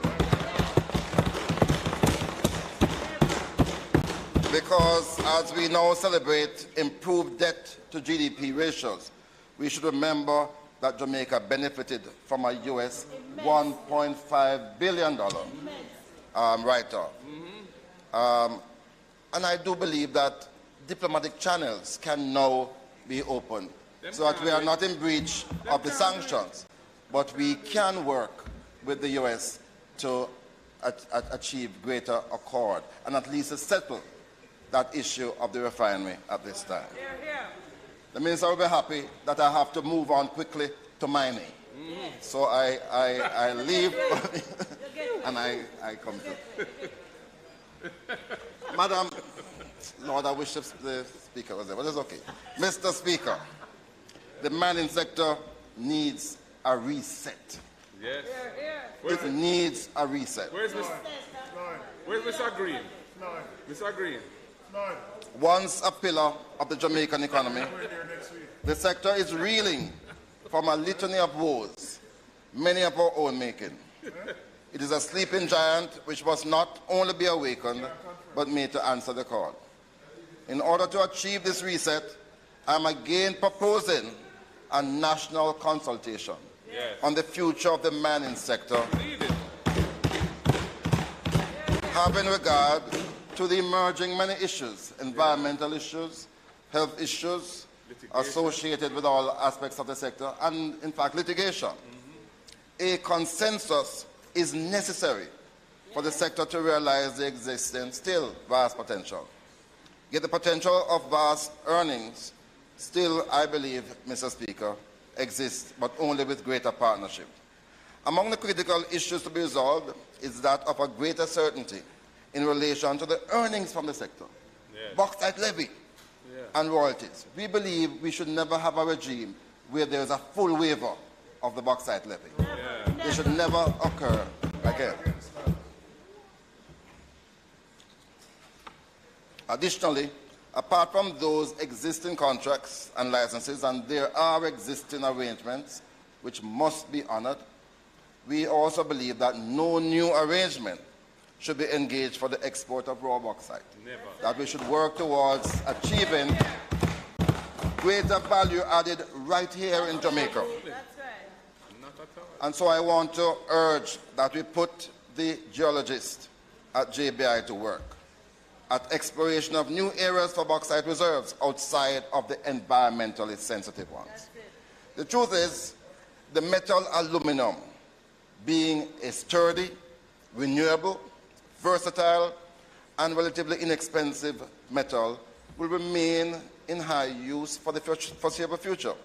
Indeed, those of us who love the convenience of travel, whether by car or plane, the ease with which we continue to communicate, these phones and stuff,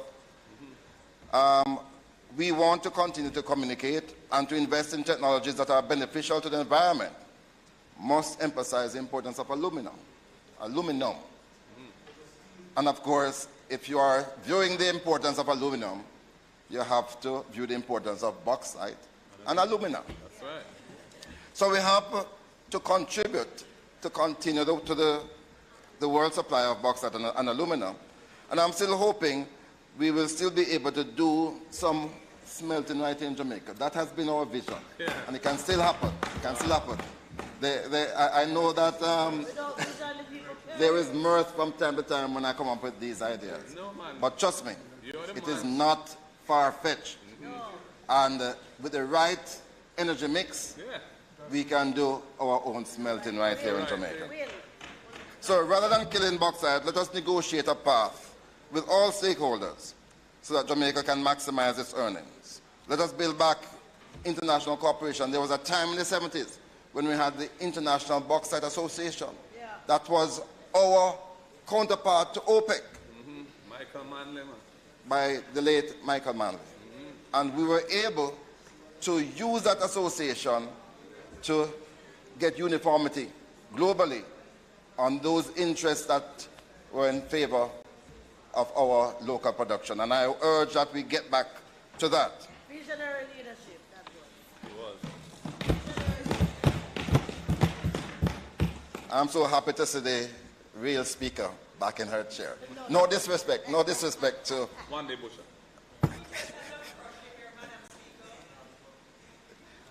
Madam Speaker, the national consultation for the industry being proposed, and again, it is looking beyond this government. It is looking to a time when we, will be in that stead. We have to go back to the experiment that we did with the manufacturing of rare earth elements and other metals. And later on I'll come back to that. But there's also a proposal that the government works with JISTV, Minister, to encourage them to develop Port Kaiser, because we speak about logistics hub and we talk about Vernon Field. But at Port Kaiser, we have significant infrastructure to do transshipment. And the rail connection. And of course, the rail connectivity. So that's an idea. We also need to go back to looking at the real potential for limestone. Jamaica is 90% limestone. And we have not begun to look at the value-added system there. We also need to look at a massive reforestation of mined-out bauxite land. I think those are some of the issues that we need to focus on. Madam Speaker, as I now focus on the specific elements of the bauxite industry, I wish to start with the Jamaica plant, where the government of Jamaica is in partnership through CAP with Noble. Madam Speaker, very disturbing news emerged today. When I was actually looking at the website of Century Aluminum Company, I heard that the news has been broken since. But that website revealed that Century has just acquired 55% stake in Jamaica. Remember, it's a plant that the government of Jamaica, through CAP, Clarendon Aluminum Partners, owns 45%, and Noble 55%. Today it was announced that Century has taken over Noble's share for $1. $1. $1. Doesn't matter if it's US or Jamaica. Really. It's $1. And I'm glad to hear I am glad to hear Is it damage from the fire? I am glad to hear a former minister speaking about liabilities. Madam Speaker, it is concerning as it is my understanding that the GOJ, as announced by the Minister of Finance, had settled all the outstanding debts to Noble and is in good standing with his other financial responsibilities and commitments. I wish to call upon the Minister of Finance, because this matter is not with the Minister of Mining. Jamaica was transferred to the Ministerial of Finance some time ago. And the Minister of Finance needs to state unequivocally whether the debts have been settled, how much, and when. Jamaica was recently shuttered, Madam Speaker, because of a fire in August 2021, which rendered the operations unviable. The matters arising from the fire, including repair and reopening of the refinery, settlement of insurance claims, the use of the proceeds, and the role of CAP in these processes, have not been transparent. Madam Speaker, we were told by the previous minister, who is not listening to me, who was responsible for CAP, that the plant at the time of the fire was producing 3,170 tons of aluminum per day. Losses were estimated at 500,000 US per day. That's the problem. The company, we were told by the previous minister, had property and plant insurance valued at $250 million US to address incidents such as the fire. Madam Speaker, I asked some questions of the Minister of Finance in January of this year. These were not answered. They fell off the question paper and were retabled to be answered on April 18, 2023. Hiding. These questions remain outstanding, Madam Speaker, and I wish to suggest to the Minister that in our low-trust environment, these questions be answered immediately. Now that the sale of Noble's assets in Jamaica to Century has been announced, will the government state whether it has given its formal approval, which is a prerequisite. It must come from the government before any such announcement can be made. Will the minister tell the country, therefore, what is the value of cap? If noble at 55% is $1, what is the value of the government's stake in the company? Also, will the government finally accept the opposition position to shift? And Madam Speaker, we have raised this issue before. Will the government finally accept the opposition position to shift the revenue regime from a direct taxation on profits and instead revert to the bauxite levy regime? And so if you are negotiating to approve the sale, that should be a leverage that you inject to ensure that the country gets better returns on this extractive sector. We can't put the bauxite in the ground. That's the problem. Our people need to get money for it. Absolutely. $1. Madam Speaker, I will not tarry too long on the rare earth elements proposal. It's over 10 years now that we were able to successfully develop a project where we recognize the 100 million tons of red mud, of waste, of the residue. And we, in collaboration with a Japanese firm, we meaning Jamaica Bauxite Institute, were able to extract some of those 17 rare earth elements that are so useful in some of the processes that we are so preoccupied with today. Your cell phone, your batteries, all of those things associated with making the environment better. We prove that those rare earth elements are in the residue. But it takes a little bit of, no, I was going to say exuberance, but but it takes energy to get some of these things moving. That's right. And sitting down and hoping and praying won't work.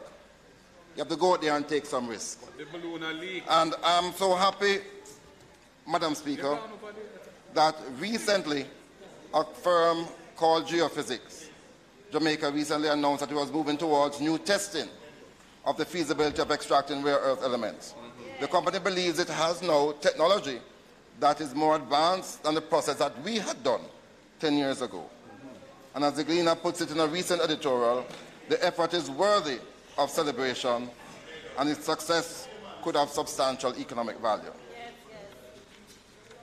Madam Speaker, I see the leader of government business eyeing me and the time. There is so much to say, but we will come back to it another time. But let me conclude, Madam Speaker. I began by referring to the 2023-24 financial year as critical. Emerging from 2 years of the worst pandemic requires innovation and risk-taking at levels not seen in recent years. Recouping 2 years of lost national production and growth is not easy. True, it is that some areas, such as tourism, are back to or even surpass pre-pandemic levels. But it will require more, as the pandemic itself has brought greater demands and inflation, which has threatened the quality of life of our citizens. What COVID has done is to further highlight and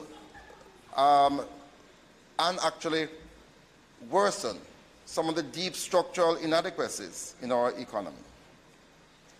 One of the most illustrious occupants of this House said the following in his last address to his party conference some time ago.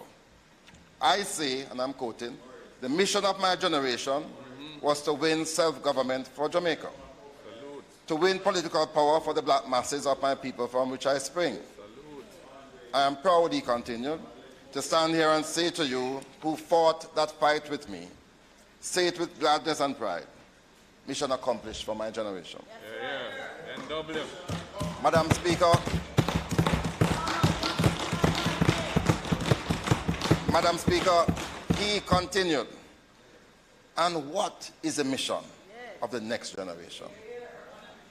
It is the restructuring of the social and economic society and life of Jamaica. That was 1969, 54 years ago. Madam Speaker, there have been a few generations since 1969, and we are yet to achieve that mission. We owe it to our people to innovate and to forge new and better ways, sunny ways of developing, delivering on new demands for paying higher wages through higher tech jobs that will utilize higher skills. Yes. We must focus like never before on creating greater wealth in our country. Such wealth, when generated, shouldn't be about money trickling down to the poor, but by deliberate policy, see greater equity in how it is distributed. We must move our country where the focus is shifted to creating a truly middle-class society and existence. That ought to be our mission. An excellent opportunity is now provided as we try to chart a new constitution. Perhaps we could chart a new Jamaica, if you will. We need to create a republic that designs a social and economic society and life in Jamaica that places those on the periphery or on the fringes squarely at the center. That's how to create a truly middle-class society. Hear, hear. Madam Speaker, a republic that honors the basic desire of respect that each Jamaican treasures, with the understanding that respectfulness is the automatic responsibility of all to each. A republic in which the highest traditions of justice are matched with the basic tenets of fairness. A republic in which the I, the me, and the my are secondary to the we, the ours, and the us. A republic which is underpinned by a confidence that government serves the better interests of every Jamaican and not the unending requests of the connected, the favored, and the few. Yes, right. Colleagues in this honorable House, if we can show through the approach we take to the new design of our Constitution and the republic that will define us and our culture and that would be of our own creation, that we are fighting together for our people, especially our young people, and not against them or for ourselves. If we do that, then I believe we can sing along and celebrate the lyrics of the song, rather than being haunted by them when they are trumpeted in our churches on Sundays or Saturdays. What are those lyrics? It goes like this, and I won't sing. We are a chosen generation. Yes. We have been called forth to show His excellence. That's right. Hey, all I require for life, God has given me, and I know who I am. That's right. In a sense, Madam Speaker, our people, especially our youth, are trying to know who they are within the national framework of our politics, our justice system, and our governance structure. The legislators who were before us, the independence generation, they set the bar high for us. We were the inheritors of their successful fight against slavery, colonialism, and imperialism. But in the period between then and now, we have not kept pace with their expectations. I believe it is within our collective energies to correct that lapse. Time will be unkind to us if we don't, and perhaps even more ominously, our future generations will be explicit in calling us not blessed, but cursed. No one here, inside here, can know for sure how much longer we will occupy these vaunted positions. Others have come and gone. We are here, and we don't know how long we're going to be here. So let us now unite around a legacy that we will energize the imminent republic with collectivism, notwithstanding our competitive politics. but that competitiveness will be subdued as we seek to become the first generation of legislators to occupy the parliament of the new Jamaica. A republic we will trust, a republic we will protect, and a republic that we will love. It was William Shakespeare. It was William Shakespeare who said, "We know what we are, but I know not what we may be." I suggest we can know what we may be if we are prepared to take risks to realize our full potential as a people. I end where I started. St. Paul's letter to the Romans is appropriate. Do not be comforted to this world, but be transformed by the renewing of your mind, that you may prove what is that good and acceptable and perfect will of God. God bless Jamaica. Yes. Thank you very much.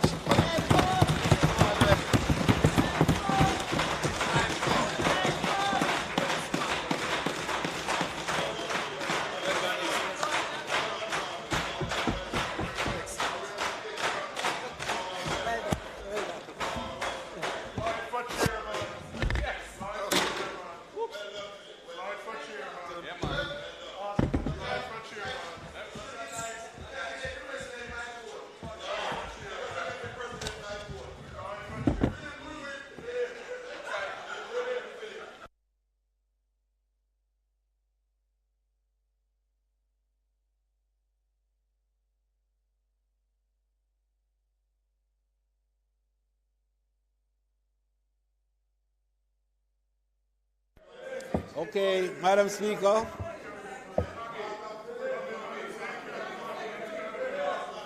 Madam Speaker. Madam Speaker, I thought the members on that side would spend time congratulating the member for an excellent presentation. And I think, Madam Speaker, we have been treated to two excellent presentations today. And I beg to move that you revert to the standing orders and to seek recommittal of all the items prior to the public business. May I please answer? Madam Speaker, just before we do that, Madam Speaker, I beg to move that the sectoral debate be suspended until tomorrow at 2 p.m., when it is expected that the Speaker will be the Minister of Labour and Social Security and the member from... Yes? You're not speaking? Oh. Right, okay. And the member from St. Andrew Southwest and spokesperson on Labour and Social Security. Well, tomorrow is a Labour and Security day, I tell you. Both us, Minister and opposition spokesperson. May it please the Madam Speaker. Members,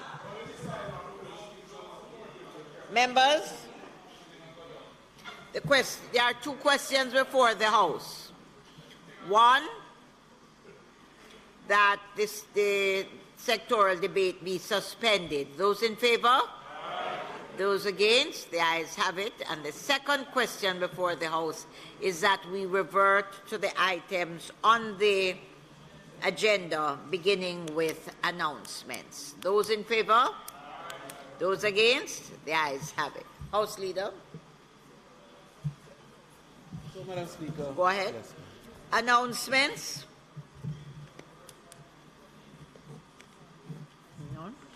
Bills brought from the Senate. The following is a message from the President of the Senate. To the Honourable House of Representatives, I have the honour to advise the Honourable House of Representatives that on the 21st day of April 2023, a bill entitled An Act to Establish a Body to be called the National Compliance and Regulatory Authority to regulate the processes and practices connected with the manufacture, production, processing and treatment of commodities for which a compulsory standard specification or a technical regulation has been declared, and for connected matters, was passed in the Senate. Signed, Thomas Tavares Finson, OJCD KCJP, President of the Senate. Petitions. Madam Speaker, on behalf of the Minister of Finance, I signify the willingness to accept the bill. A bill shortly entitled the National Compliance and Regulatory Authority Act 2023, read a first time. Madam Speaker, I beg to give notice for a second reading of the bill.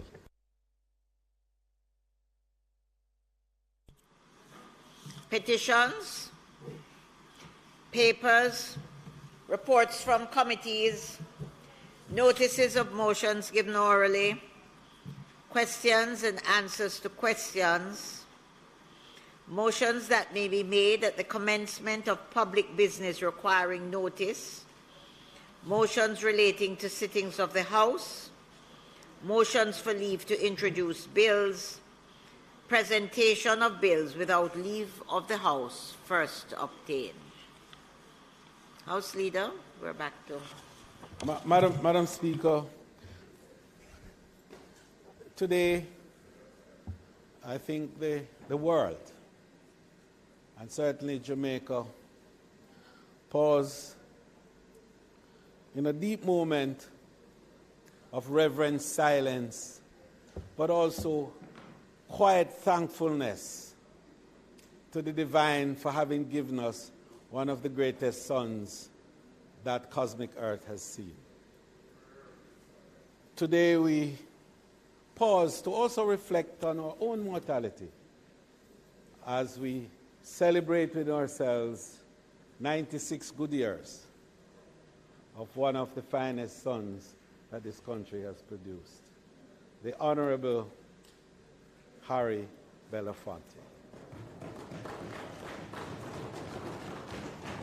Madam Speaker, it isn't given to me to make that presentation on behalf of this Honorable House today, but certainly the Minister with responsibility for culture, gender affairs, and sports, who is not only familiar with the activities of this venerable son of Jamaica, but is also well positioned to offer on our behalf, not just to his family and to his friends and to the world that celebrates him, the deepest condolences, the love and the admiration that we have for this great son of ours. And so, Madam Speaker, it gives me great honor to convey to this House through the Minister our deepest and warmest emotions. May it please you, Madam Speaker. Thank you, Madam Speaker. Thank you, House Leader. It is truly a sad day, and I rise to make a statement in recognizing the important role that the Honorable Harold Belafonte Jr., member of the Order of Merit, has played in promoting Jamaica. The Prime Minister, Madam Speaker, will be making a contribution at this time. But before the Prime Minister makes his presentation, I just want to say that this morning, when we received the sad news of Belafonte's passing in New York at the age of 96, although he has been ill for some time, we were still not prepared to hear of his passing. He lived a long and impactful life, and it's difficult to sum up his importance in a sentence or two. But for me, Harry Belafonte was a voice, a face, and an inspiration for black people everywhere. In fact, for people of all races. He was an important promoter of Jamaican folk music. We all remember Deo, Jamaica Farewell, and other songs. He ignited a craze for Caribbean music in the United States, where his album Calypso featured Deo and Jamaica Farewell, and that album topped the Billboard chart in 1956 and remained at the top for 31 weeks. Calypso was said to be the first album by a single artist to sell more than 1 million copies. Belafonte used Jamaican folk music to become the biggest star in music at one point. But he also used that stardom to promote Destination Jamaica. Of course, the Minister of Tourism is enjoying what has come out of a Belafonte promoting our island in the sun. I've always been impressed at how much Harry Belafonte was proud of his Jamaican heritage and connection to our country. He was born Harold George Belafonte Jr. on March 1, 1927, in Harlem, New York. Belafonte was the original family name until his father changed it to Belafonte. His father, who hailed from Martinique, had Jamaican roots, and his mother, Melvine, was born in Jamaica in the tiny rural village of Abuka in the parish of St. Anne.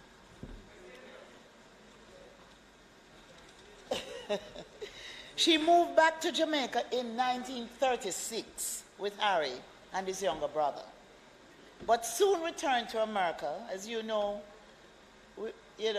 Jamaican mothers, they go back to try and make ends meet and, prepare for the family. And she left the boys to be looked after by relatives and to immerse them in the Jamaican culture. They rejoined her in New York in 1940. Harry Belafonte said his time growing up in Abuka shaped his life. His Jamaican roots shaped the kind of music he produced. While others were mimicking Europe, Harry Belafonte was producing that unmistakably Jamaican and Caribbean sound. He also became one of the first black actors to achieve success in Hollywood as a leading man. His credits include the films Bright Road, alongside Dorothy Dandridge, The World, The Flesh and the Devil, Porgy and Bess, as well as Island in the Sun, the 1957 movie in which there was a suggestion of a romance between his character and a white woman played by Joan Fontaine. That caused outrage, Madam Speaker, but was an example of Harry Belafonte breaking barriers. He was very careful about the roles he played, preferring not to appear in films rather than to play what he called Uncle Tom roles. Today, we celebrate his artistic achievements and also pay tribute to his social activism, which was his priority throughout his life. In fact, I just came off the phone speaking to someone close to the family in New York, and that person said that they were just speaking with Andrew Young, and Andrew said more than anything else, he remembers Belafonte assisting him in entering politics. While serving in the U.S. Navy, black shipmates introduced him to the works of W.E.B. Du Bois and other African-American writers. That was a turning point for Harry Belafonte. He began to study black history and eventually worked alongside the great civil rights leader, the Reverend Dr. Martin Luther King. Harry Belafonte lent his voice, his face, and his organizing ability to the fight against racism, the fight against discrimination, the fight against political oppression, the fight against violence and poverty, not only in the United States. He was credited with helping to organize the USA for Africa project, out of which came the all-star recording, We Are the World, in 1985 that raised money to fight famine in Africa. Harry Belafonte's humanitarian work represents his most lasting and impactful legacy. He has selflessly used his connections to mobilize and raise money for a number of causes across the world. Son of a Jamaican woman, Madam Speaker, a Jamaican woman of rural origins, was widely regarded as a creative genius. He promoted our folk music and achieved global acclaim, which he used to enhance Jamaica's global recognition as a tourist destination. In recognition of his contribution, the government of Jamaica conferred upon him the Order of Merit. So, Madam Speaker, Harry Belafonte used to travel to Jamaica every year to reconnect and to be here for his birthday on March 1 as the guest of Chris Blackwell, but had been unable to visit since he was given the Order of Merit. The COVID pandemic also caused us to put off plans that the Prime Minister will indicate today that was approved by Cabinet. We remain committed to honoring Harry Belafonte in this way for his contribution to Jamaica. I ask the House to join me in offering condolences to his widow Pamela, his children, his grandchildren, and friends. May his soul rest in peace. Thank you, Madam Speaker.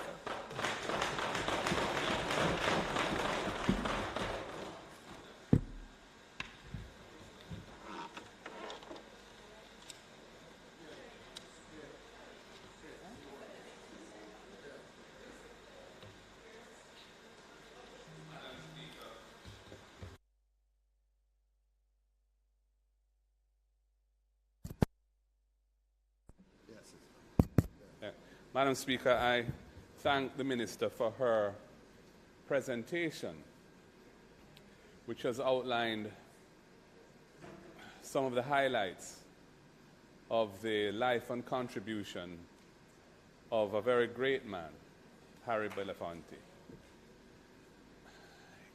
All of us in this House would have grown up hearing, seeing, and admiring this titan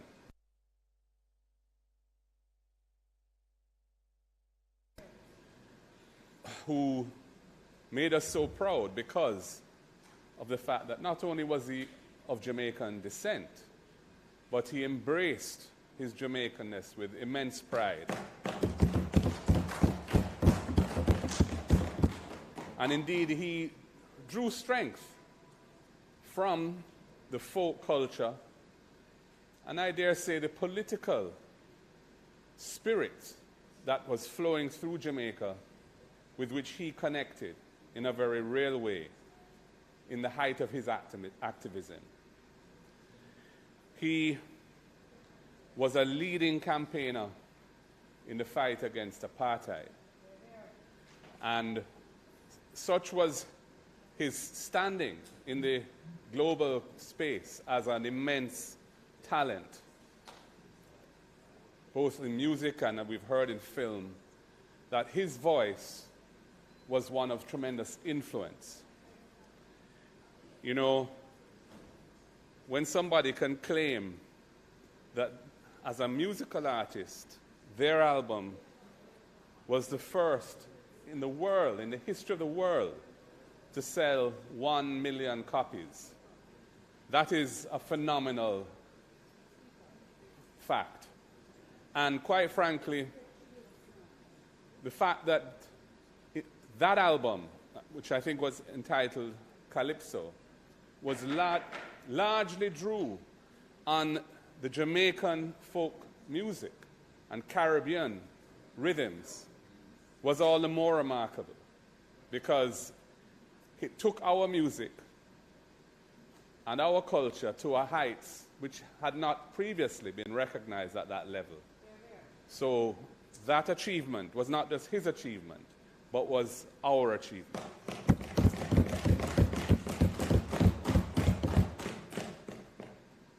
You know, the songs on that album and others that he released in his musical career, the hit tunes, remain to this day household favorites.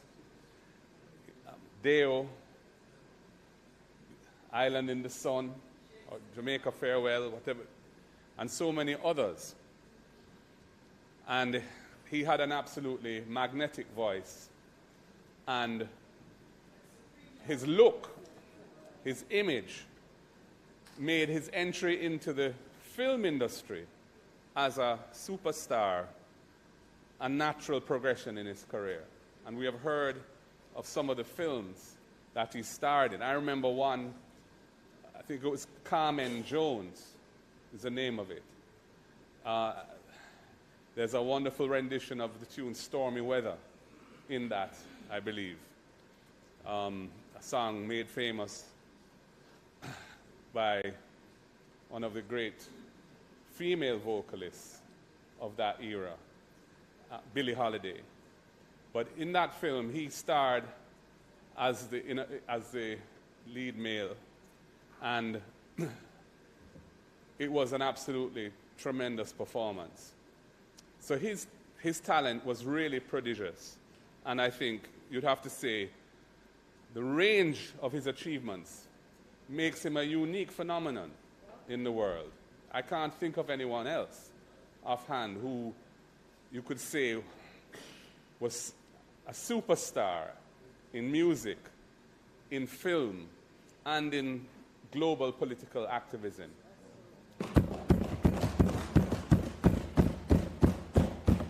On our side, his passing, even after 96 years, is a very sad occasion. He was a great friend of Prime Minister Michael Manley, and his association with the People's National Party was always one of real cordiality, and we regarded him as an important friend of ours. But more than anything else, his legacy is one that the whole of Jamaica will benefit from for generations to come. He will continue his catalog in music, and I dare say in film as well, will endure through the ages. And I'm glad the PM is going to speak. I expect to hear some appropriate announcements coming from him as to how he will be honoring, or we will be honoring, this very, very great man, this son of Jamaica. You know, and his own antecedents, actually, are kind of typical of Jamaica, you know. His mother was the child of an Afro-Jamaican father and a Scottish-Jamaican mother. His father was a child of a black American mother and a Dutch Jewish father of Sephardic Jewish descent. It sounds familiar to us. Harry Belafonte, may your soul rest in peace. You have served well. You have achieved true greatness. We are all proud of you, and we will forever be in your debt. Thank you.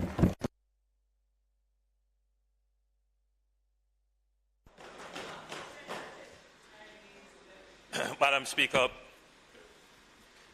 at the closing of the pandemic, myself and the Minister of Gender, Entertainment, Culture and Sports, we were in New York for the celebratory activities for Jamaica 60.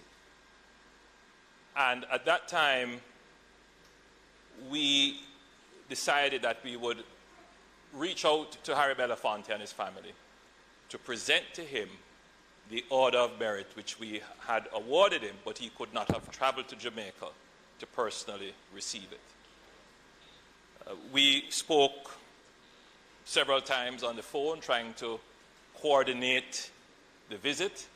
At that time, we had to take extra precaution given the pandemic and his age, and so we had to be very careful.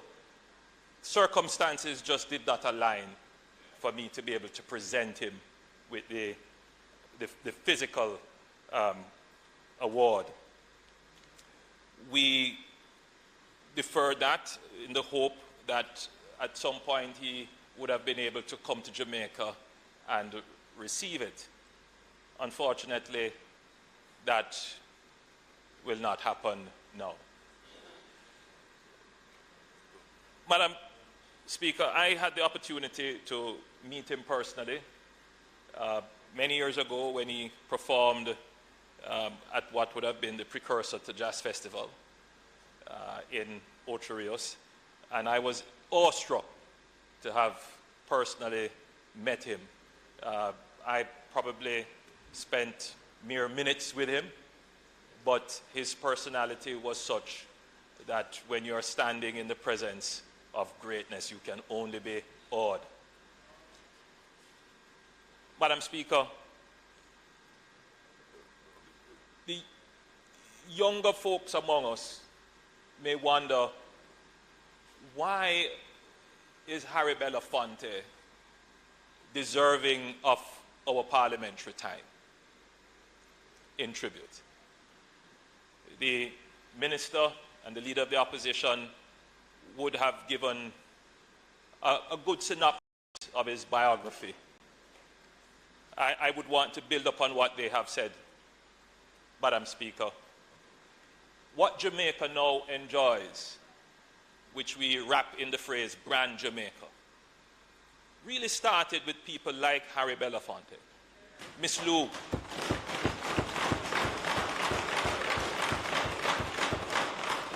Marcus Garvey,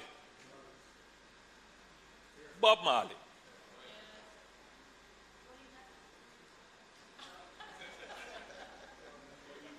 Claude McKay,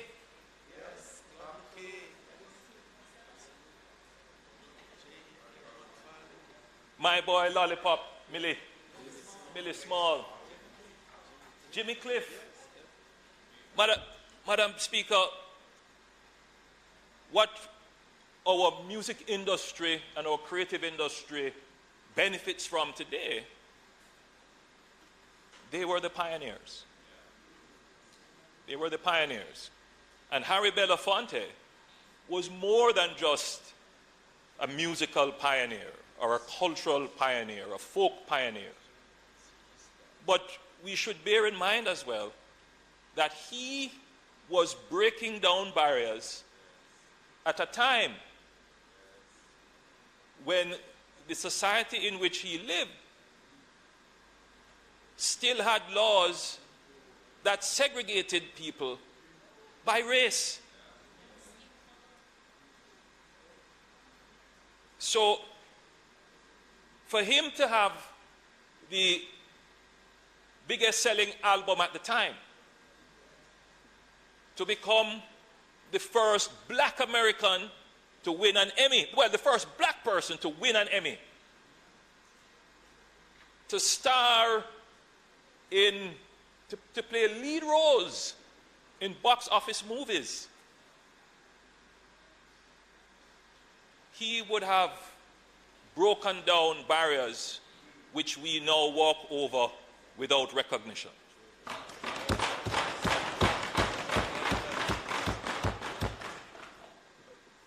Madam Speaker, his work with the civil rights movement must also be recalled here in the Parliament. It is written in his biography that he was very good friends with Martin Luther King, and he supported the civil rights movement. He was also a great philanthropist. Madam Speaker, the government of Jamaica considered how we should recognize this icon. And we concluded that we would name a highway in his honor.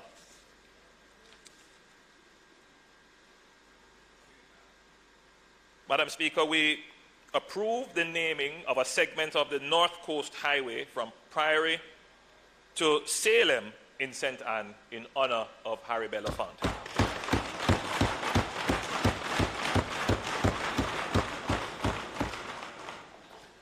And that segment would be renamed the Harry Belafonte Highway.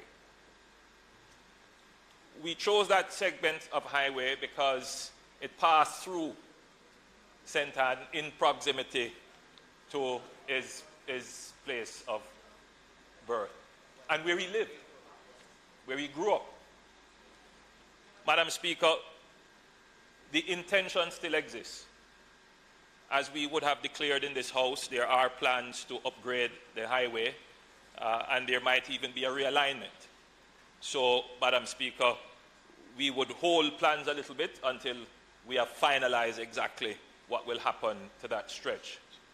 But, Madam Speaker, we also discussed another plan, but it was not captured in the cabinet decision, which was to build, and the plan is still under consideration, which is to build a state-of-the-art performing arts center in St. James that would be named in his honor.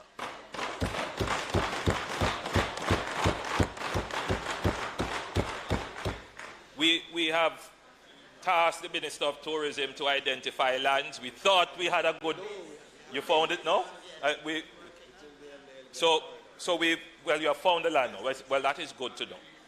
So Madam Speaker, we will do right by Harry Belafonte in recognizing his work and contribution to building Jamaica.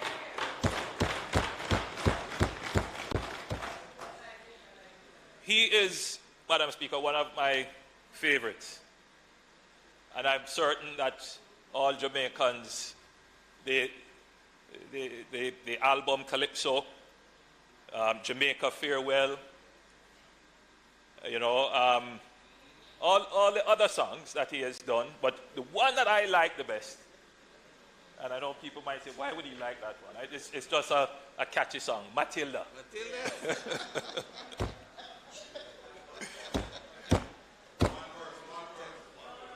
No, not no.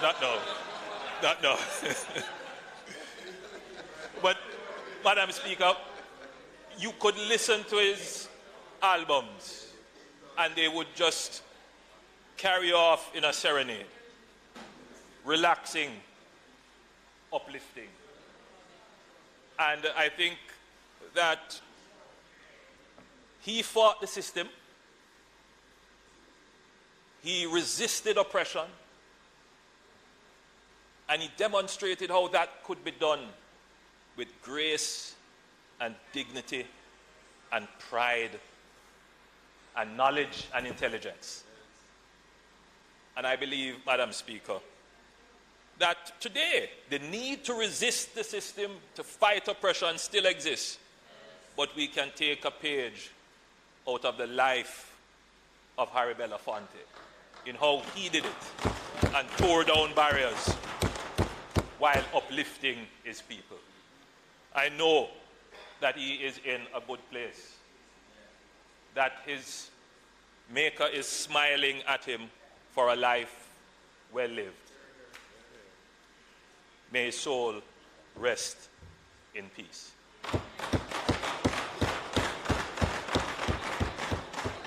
Madam Speaker, whilst I have the attention of the Parliament and Jamaicans listening, Jamaica lost another son of note, Justice Lensley Wolfe, who was Chief Justice of Jamaica, I believe from 1996 to 2007. Yes, a St. Diego past student. Madam Speaker, my interaction with Justice Wolfe I could consider it partially responsible for me standing here today. Because upon my first election, a new law came into effect, and that law saw to the voiding of elections. And my election, unfortunately, was the test case for the law. And on the first instance, yes, on the first instance, the seat was voided, and we went to appeal, and we eventually won. So, Madam Speaker, I think that Justice Wolf served with great honor and dignity. Madam Speaker, it is important that we recognize those jurists who have served, particularly at the level of Chief Justice, and would have contributed to the building of our justice system. And therefore, Madam Speaker, he deserves the honor and acknowledgement of the Parliament in his passing. We send condolences to his family and to the legal fraternity and the judicial fraternity on his passing. May light perpetual shine on his soul. May he rest in peace.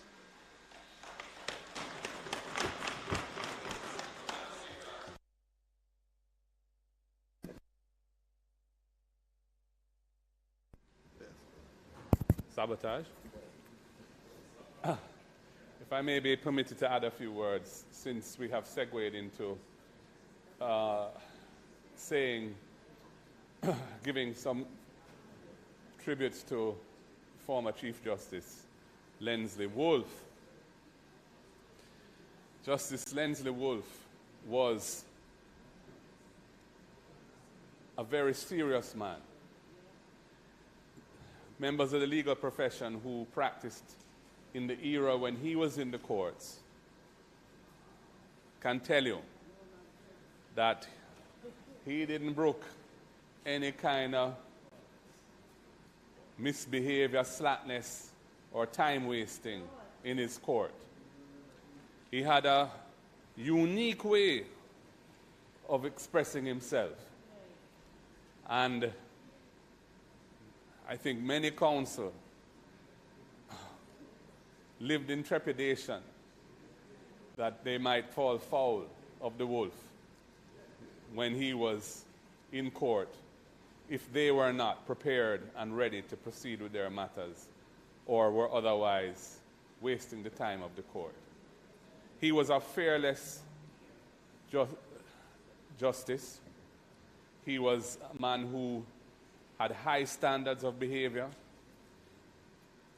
He was a believer in the project of nation building and played his role as a judge in support of the exigencies of nation building, whether it be ensuring that matters that needed to be addressed promptly, because they were of national importance, were dealt with promptly, even if it meant he had to hear them himself as Chief Justice. He didn't shirk from that. And he ensured that things that needed to be dealt with quickly were dealt with quickly. So his role and his legacy in the annals of Jamaican jurists is assured. Beyond his role as a judge, he also chaired important commissions reviewing the criminal justice system and the problems with crime and violence in the country. The Wolf Report was an important document in relation to how we should deal with the problem that we have, which we still haven't managed to come to terms with as a nation, of the high levels of violent crime. But the prescriptions in it are timeless and relevant even today. To his family, one of his daughters is a Supreme Court judge, and one of his daughters was, when I was doing a master's degree in England. She was in the circle of friends that I was moving in at the time. So I want to express my condolences to her and to the family. Jamaica has lost a great son of the soil in his lordship, Lensley Wolf. May his soul rest in peace and light perpetually shine upon him.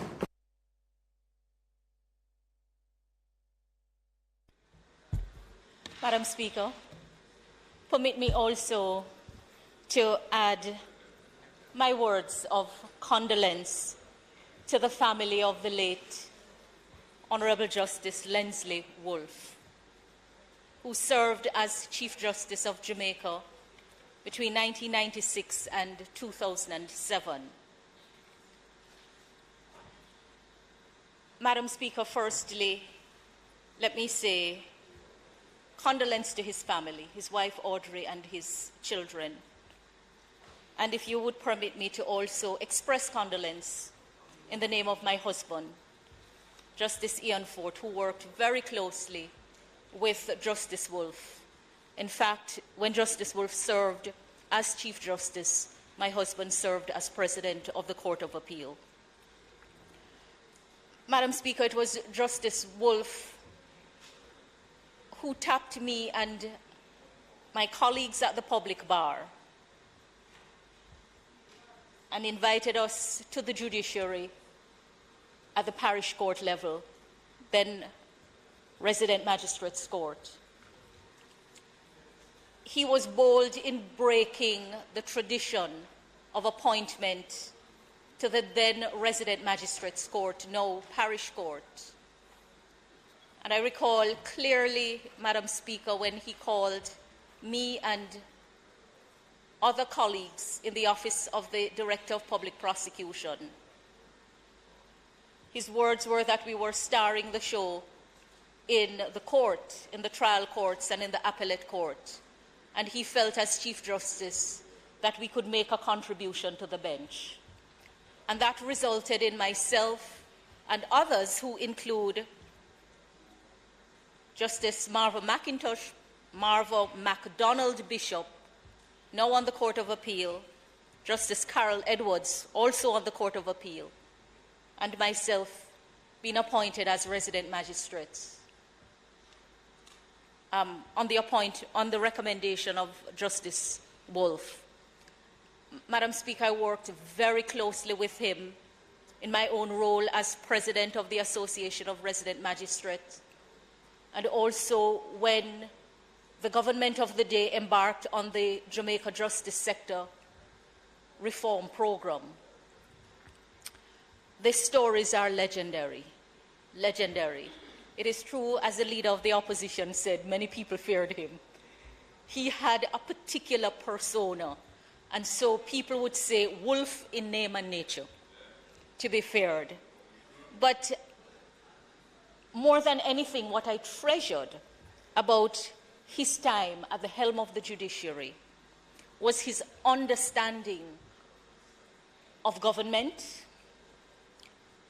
and ensuring that in adjudicating on cases, government was not disabled, as it were. And his approach also resulted in many stories being told. But he had a unique perspective on justice and what was required in the running of a country. And Madam Speaker, he was very sensitive to the cries of the people, sensitive around issues of delay, about how they were treated by the judges. And he did all he could to encourage us at all times to ensure that the people felt heard in courts and that we could explain the decisions we took, especially those of us who were young and who were appointed as judges in the minimum qualifying time. So today, as we pay tribute to Harry Belafonte and also to Justice Wolf, I think we should remember that we are sojourners. We're passing through. and we will step through the door of death.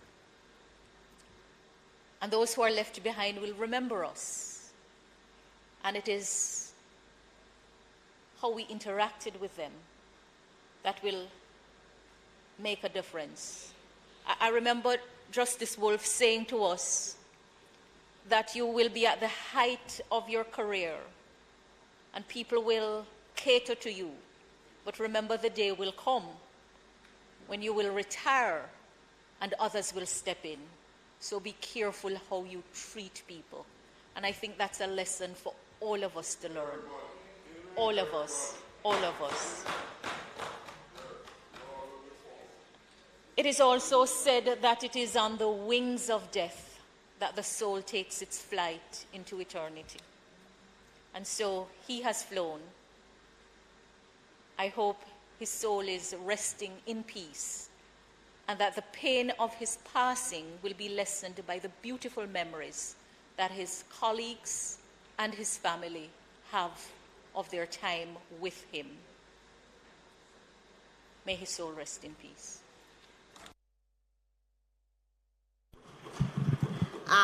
Members of the House, I too join as a speaker in taking note of the passing of two great Jamaican men. I never met Harry Belafonte. I can't say I knew of our Chief Justice, Leslie Wood. I don't recall whether I actually met him personally. But I can tell you as a young attorney, I felt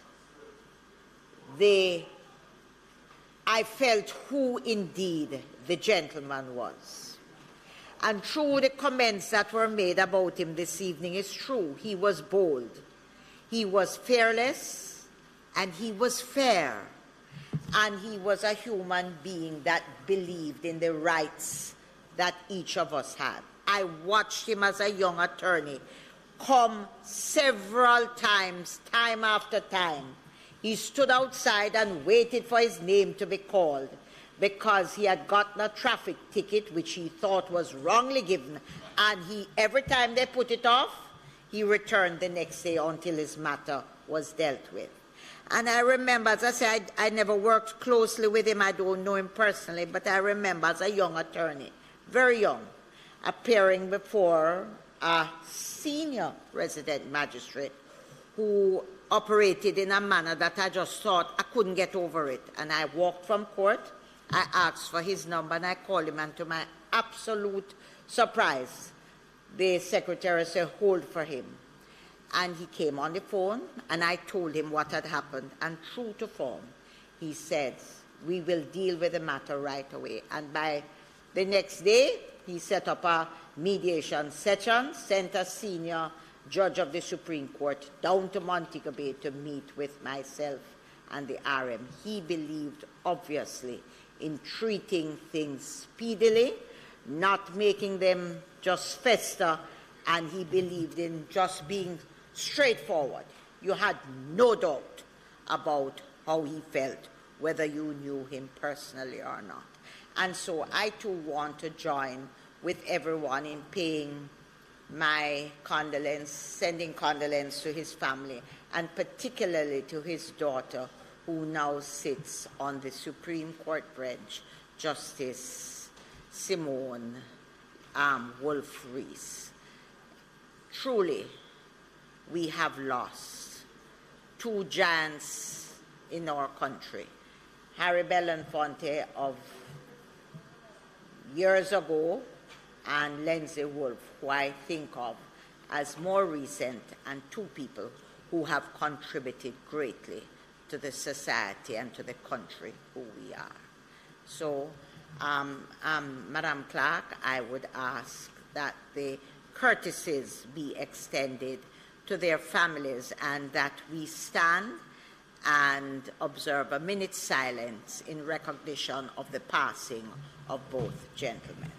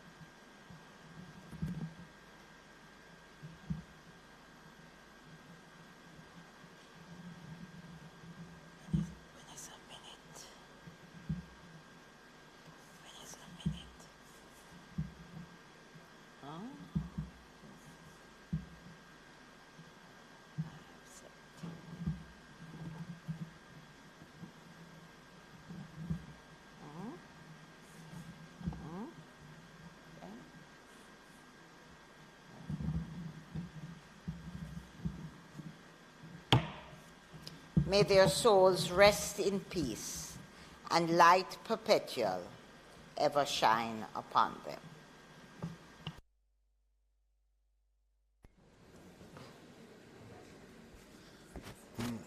Madam Speaker, it is not intended to do any further business today. I therefore beg to move that the House be adjourned until tomorrow, Wednesday, April 26th at 2 p.m. in the George William Gordon House. May it please you, Madam Speaker. Members, the question before the House is that we do adjourn until tomorrow, Wednesday the 26th at 2 p.m. Those in favor? Those against? The ayes have it. This House is now adjourned.